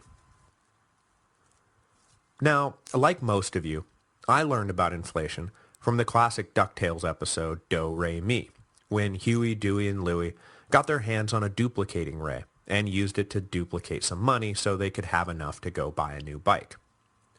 But of course, the duplicating ray had a glitch. Anything that gets duplicated will spontaneously duplicate itself after a brief period of time. Pretty soon, Duckburg was swimming in duplicated cash, lollipops cost a wheelbarrow full of coins, and the price of the new bike that had started all this had increased 100-fold.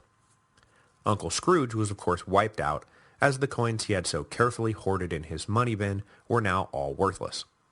Not a pretty sight. So, first of all, don't tell me that silly anthropomorphic cartoons have no educational value, and second, that this is exactly what happened to the Roman Empire as revenue failed to meet expenditures during the 3rd century. The imperial reaction was to simply produce more money so that they could pay off all their debts, leading to spiraling prices, savings being wiped out, and a reversion, eventually, back to primitive barter and payments in kind. Adding to these economic woes, that in the 260s were still looming on the horizon, was the fact that with the imperial mines running dry, and no new sources of silver and gold anywhere to be found, the emperors were forced to debase the coinage to keep up with the increased rate of production. Debasement was of course nothing new, but the process had thus far been pretty gradual, and the market had been given time to adjust. In the 200 years from Augustus to Septimius Severus, the standard denarius had declined its silver content from 98% to just about 50%. In the 50 years since the death of Severus, though, the silver content plummeted to just 1.5%. 1.5. This was a silver ratio so low that the denarius literally no longer resembled itself. The various emperors had done all of this in secret, of course, because, while they may not have understood inflation, they certainly understood the dangerous ramifications of making their coins intrinsically less valuable. But it did not take long for people to catch on.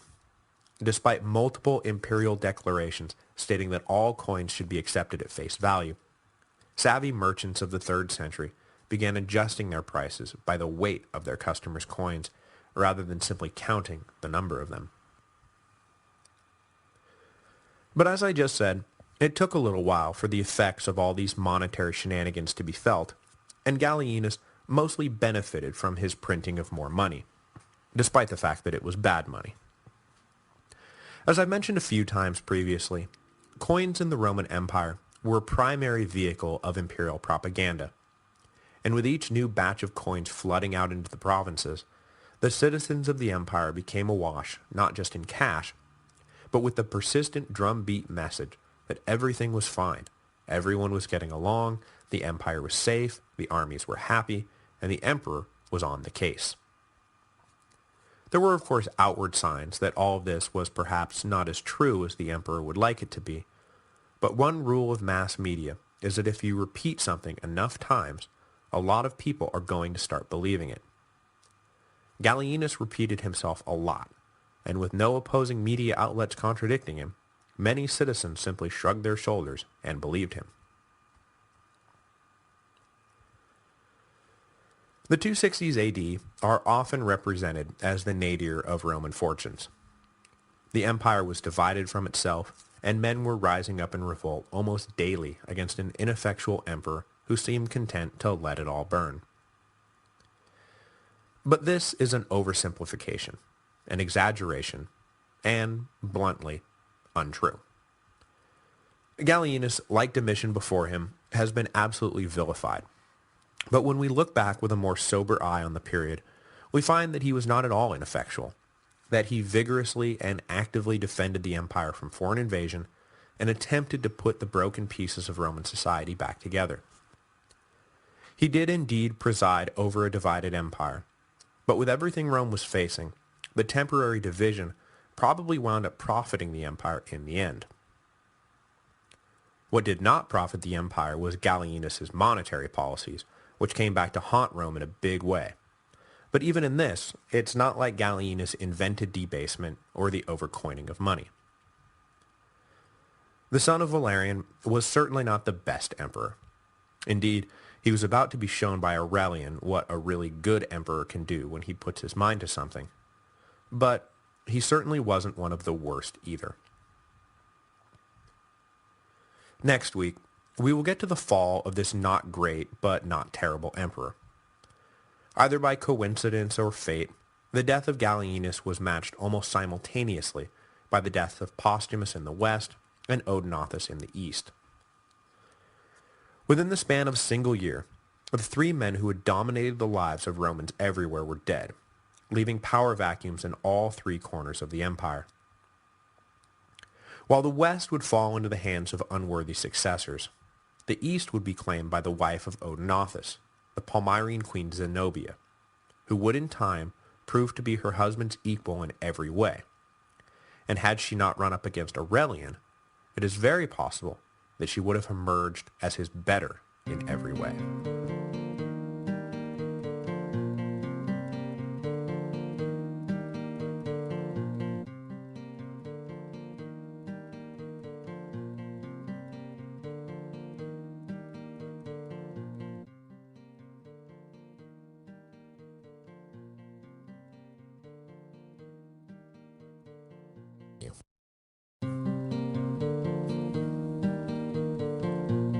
Hello, and welcome to the History of Rome. Episode 115, Phase 2 complete. As the 260s drew to a close, the political order of the Roman Empire had begun to settle a bit.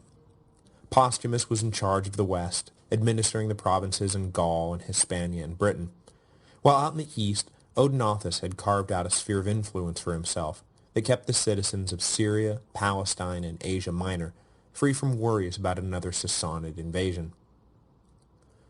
Probably steaming about the loss of influence on the outer rims of his empire, Gallienus nonetheless dedicated himself to the governance of the Middle Empire, and in addition to fending off the Goths, he tried to strengthen the internal economy and even promote some of the long-neglected arts and sciences.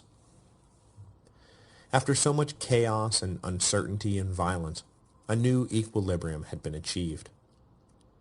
It was not a perfect equilibrium.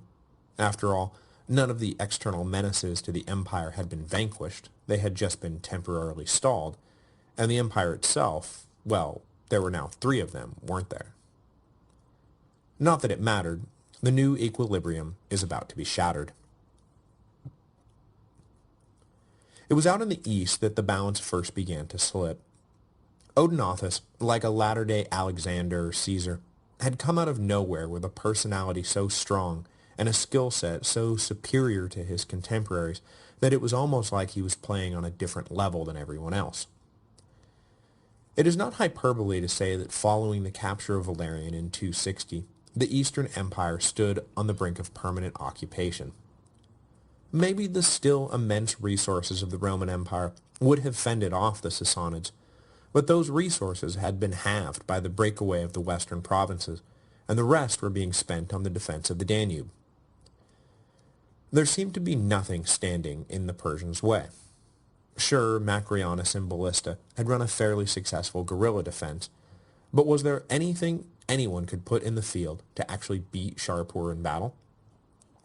The answer, as it turned out, was yes, and the answer was Odenathus. Right when it seemed like the end was nigh, the Palmyrene prince had swept in, and not only delivered a decisive victory against the Sassanid army, but he held them at bay for the next 7 years, just when moments before it seemed that there was nothing that could even trip Shapur up, let alone keep him home. Odenathus was, during the 260s, the indispensable man in the Eastern Empire. Without him, all would be lost. But of course, you know what de Gaulle said about indispensable men. The backdrop for the final chapter of the life of Odenathus was the 267 invasion of the Roman Empire by the Goths. In successive waves, they began pouring south by land and by sea, and no one seemed able to stop them. Thus far, Odenathus had naturally focused his attention on the east, as the Sassanids were his main concern. But seaborne Goths were now harrying the Black Sea coast of Asia Minor, and threatening the lands beyond the Taurus Mountains, which Odenathus considered part of his mandate.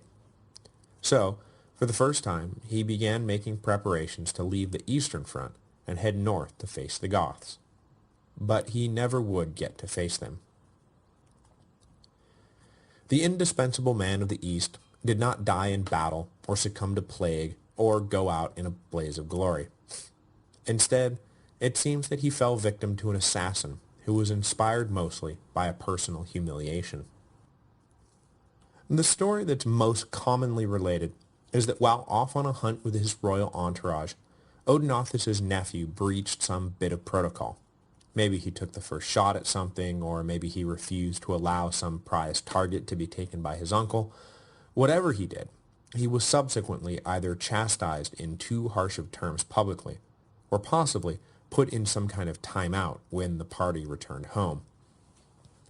Whatever his offense and whatever his punishment, it all led the nephew to burn with resentment, and at a family celebration a short time later, the nephew, probably by way of poison, killed Odenathus and his eldest son.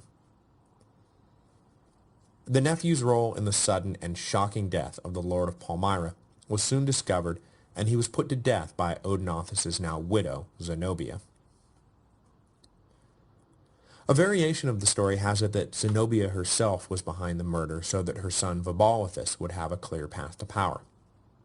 In this telling, the older son who died along with Odenathus was from Odenathus' previous marriage, and was thus standing between Vabalithus and the throne. Given the fact that this follows the familiar wicked stepmother trope that the Romans so loved, modern historians typically discount this version.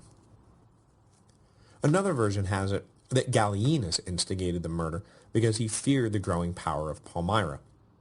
But this too is usually dismissed for a number of different reasons, the main one being that the death of the protector of the East opened up Gallienus' flank to the Sassanids right at the moment when he was preparing to go fight a major campaign against the Goths.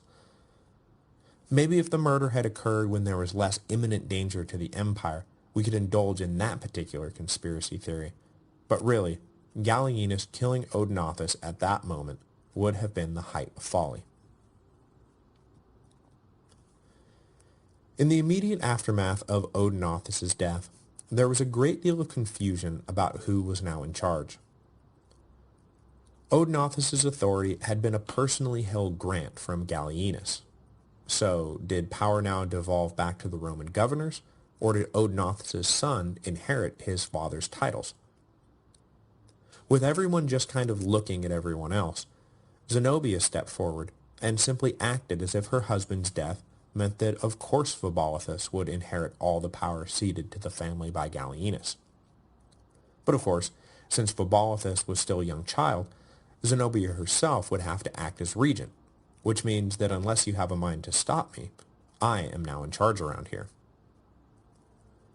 With shrewd political sensibilities, and the backing of one of her husband's top generals, an experienced soldier named Zabdus, Zenobia was able to assume all the powers Odenathus had claimed before any other rival could even muster a counterclaim.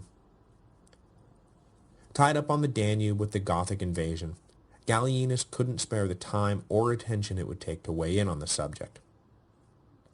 He did send a trusted lieutenant east to make sure that the queen understood who was really in charge, but, signaling who she thought was really in charge, the emissary was treated with less dignity than a man of his rank would have expected, and he soon packed up and left in an angry huff over Zenobia's calculated haughtiness. This snubbing of Gallienus's men would eventually reveal itself to be the first step in Zenobia's long-term plan to establish a hold on what was slowly turning from the Eastern Roman Empire into the new independent Palmyrene Empire. As I just mentioned, though, Gallienus was too caught up with his own problems to deal with Zenobia's power play. Those problems were the same problems that Odenathus had been gearing up to face when he died: the massive Gothic invasion of 267. After watching some of their brothers achieve great success using a small fleet to pillage the Black Sea coast, a collection of Gothic tribes decided that what had worked on a small scale would work even better on a large scale. So they built or commandeered some 500 ships, and in early 267 they set sail south from the estuary of the Dniester River, without much more of a plan than to see what came along and then take it. They made their way down the west coast of the Black Sea and decided that they hadn't quite had their fill yet, so they passed into the Bosphorus with an eye on taking Byzantium. When the city proved to be a tougher nut to crack than they had hoped, though according to some sources they did indeed crack the nut eventually, they continued south through the Sea of Marmara and then made an attempt on the city of Cyzicus. Gallienus and the Romans were not sitting around idly as this Gothic fleet sacked the coastal cities of the empire, and the imperial navy based in Ravenna was launched on a mission to sink the invading barbarians. The Roman navy caught the Goths as they were occupied with Cyzicus, and the Goths, not being the best sailors in the world, were scattered by the much more competent Roman sailors. Though the naval battle in the Sea of Marmara was a decisive Roman victory, a sizable collection of Gothic ships managed to escape through the Hellespont intact. So, despite their best efforts, the Romans still found themselves scrambling after a Gothic army now loose in the Aegean Sea. As they sailed into the heart of Greece, the remaining Goths split into two groups, with one heading due south towards Crete and then Rhodes, while the other made for the mainland. It had been a good long time since the Greeks had had to deal with any kind of foreign threat, and the citizens of Athens and Sparta and the other old Greek city-states were shocked to find themselves suddenly scrambling to build walls around their cities in an attempt to fend off the Goths. The defense of Athens was led by a man named Dexippus, who, in the tradition of Xenophon and Thucydides, was a historian as well as a soldier and a statesman. Though only fragments of his work remain today, back when they were all still whole, late antiquity scholars relied heavily on the Greek historian's writings, which means that we owe him a debt of gratitude for helping shed at least some light on the convoluted 3rd century. When the Goths came knocking, though, helping some beleaguered future scholars was probably the last thing on Dexippus's mind. The Goths had appeared so suddenly that there was very little the Athenians could do to prevent the barbarians from overrunning their city, and Dexippus's fame as a soldier was earned not by preventing the Goths from sacking Athens, but instead by managing to revive the spirits of his neighbors and lead them in a decisive counterattack that finally drove the plundering Goths off. When they were done with Athens, the barbarians had headed south to the Peloponnese, where they sacked, among others, the city of Sparta. But as they headed back north, they were met by an army of irregulars raised by Dexippus, who put the surprised Goths into a hasty flight and drove them north right into the waiting embrace of Gallienus' approaching army. When he returned home, Dexippus found Athens was now a smoldering ruin.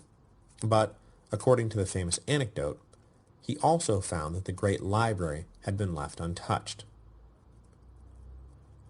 One of the Gothic chiefs had seen his men preparing to burn it down, and put a stop to their plan, telling them that it was better to leave the Greeks preoccupied with their books, so that they did not resume their previous warlike ways. When the imperial navy had sailed off to confront the Gothic fleet, Gallienus organized an army comprised of his mobile cavalry, the Praetorian cohorts, and units from the Danube legions. While the Goths sacked Greece, Gallienus was speeding in from the west. He might not have been able to save the Greeks, but he could certainly smack down the marauding barbarians when they inevitably made their way back north to their homelands on the far side of the Danube. Now, I'm sure you're as sick of hearing this as I am of saying it, but guess what? There's some confusion in the record about what happened next. The accepted version is that Gallienus intercepted the group who had been driven off by Dexippus and defeated them in a battle near the city of Nessus in Thrace. The problem is that Claudius Gothicus would win a very similar battle the next year, near the very similar-sounding city of Nisus, leading some to suppose that something might have gotten mixed up over the years. Maybe Claudius was given credit for Gallienus' victory, both because Constantine wanted to promote Claudius' memory and because everyone else wanted to damn Gallienus'. Or maybe Claudius' victory was the real one, and someone transposed a year leading us to think that it occurred during Gallienus' reign. Or maybe there were two battles, with Gallienus and Claudius each winning a key victory. That's the version I'm going to go with because it poses the fewest problems in trying to reconcile all the disparate facts and theories about what really happened. So in the history of Rome, both emperors will get their cookie. Gallienus' victory was by no means a complete one, though, and the Goths were allowed to head home unmolested, as long as they gave up what they had taken and promised to take no more on their way back north. The emperor would not have long to bask in the glow of his semi-victory, though, nor would he have the chance to follow up with the other Gothic hordes still loose within his empire. Unlike every other time Gallienus had marched out to battle, this time he did not follow the lead of his top general Aureolus. Instead, he left Aureolus in charge of the garrison at Milan, with instructions to keep an eye on both Postumus and the Alemanni and make sure that neither took advantage of the emperor's absence. As soon as Gallienus left Italy, though, the only one who took advantage of his absence was Aureolus. For whatever reason, the emperor's favorite general decided that now was the perfect time to revolt. The motivations behind Aureolus' revolt are not at all clear, but broadly speaking, there are two schools of thought. Either Aureolus had always been trying to throw in his lot with Postumus, see his suspicious failure to defeat the Gallic emperor previously, or this was an entirely new idea, brought on possibly by the fact that he had been relieved of his command as the captain of the imperial cavalry and left behind to mind the shop while everyone else went off to fight the Goths. The man who took command of the cavalry, incidentally, was the man who was about to succeed Gallienus, Marcus Aurelius Valerius Claudius. When word came in 268 that his former right-hand man was now in revolt, Gallienus was forced to stop what he was doing, peel off most of the troops he had just raised to fight the Goths, and head them back to Italy. His eastern flank was already badly exposed by the death of Odenathus, and now Aureolus was exposing his western flank to a possible invasion by Postumus. Luckily for Gallienus, Postumus appears to have never indulged in ambitions beyond what he had already achieved. Despite Aureolus begging for aid, and even going so far as to use the mint in Milan to issue coins in Postumus's name, the Gallic emperor never lifted a finger to help Aureolus. There was just no profit in it. If he threw in with the usurping general, he risked everything that he had built. But if he did nothing, well, he risked nothing. And so he did nothing. When the imperial army returned to Italy, Aureolus and what troops he had at his disposal rode out to meet them, but they were easily routed and forced to flee back behind the walls of Milan. Gallienus settled in to lay siege to the city that he had just helped put on the map, and while he waited for Milan to fall, his officers began to talk amongst themselves. Though I did say last week that much of the supposed dissatisfaction with Gallienus can be traced back to the biases of the senatorial class, that does not mean that there was no dissatisfaction at all. It appears that a cabal of officers, many originating in Illyria, had begun to grow disenchanted with Gallienus' leadership. Just because defending the borders from invasion while simultaneously bringing Postumus and the Palmyrines to heel seemed really hard, well, that did not mean that it was impossible, and many of the career soldiers in the upper ranks believed that if they had a chance, that they could do a better job than Gallienus. Now, this is, of course, a common belief among, well, anyone who isn't actually in charge, but in this case, it may have been true. Aurelian, who was dealt almost exactly the same hand as Gallienus, was able to do in just 4 years what Gallienus had been unable to do in 8. So eventually, all this insubordinate talk became serious, and a plot was hatched. We will probably never know exactly how Gallienus was assassinated, nor who exactly was in on the plot, but the most dramatic account has it that the murder was the result of a clever ruse. Late in the evening, one of the conspirators burst into Gallienus' tent to tell the emperor that Aureolus was leading his men out of Milan on a night raid. Not even pausing to don his armor, Gallienus rushed out of his tent and mounted his horse to go assess the situation for himself, but as soon as he was caught alone and exposed outside the camp, he was cut down by the waiting assassins. It is, of course, debatable whether this particularly fantastic story is true, but there is no doubt that a conspiracy of top officers got together and killed Gallienus, maybe by the sword and maybe by poison, in 268 AD. Later revisions to history have Gallienus recommending Claudius as his successor, though it seems highly unlikely that Gallienus really spent his dying breaths making noble suggestions about the best man to succeed him. Gallienus was 50 years old, and had been emperor first with his father and then by himself for a remarkable 15 years. When Gallienus died, the officers did indeed rally around Claudius, the captain of the cavalry, which may help explain the later stories about, wink wink, Gallienus recommending Claudius for the job, and then the Senate fell quickly into line. If Aureolus thought the death of his former master would mean that he could extract himself peacefully from Milan, though, well, he was in for a bit of a surprise. Far from granting Aureolus amnesty, Claudius made it clear that everyone inside the city walls was as good as dead if Aureolus' head wasn't brought to him immediately. So, inside Milan, a similar conspiracy of officers dispatched with their chief, and then they came out to make peace with the new emperor, who, once Aureolus was dealt with, was feeling pretty magnanimous.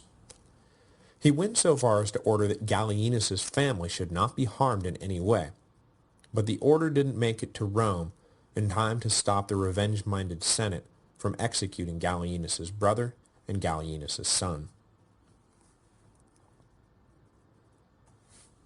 Up in Gaul, Postumus watched all of this with a mixture of satisfaction and concern.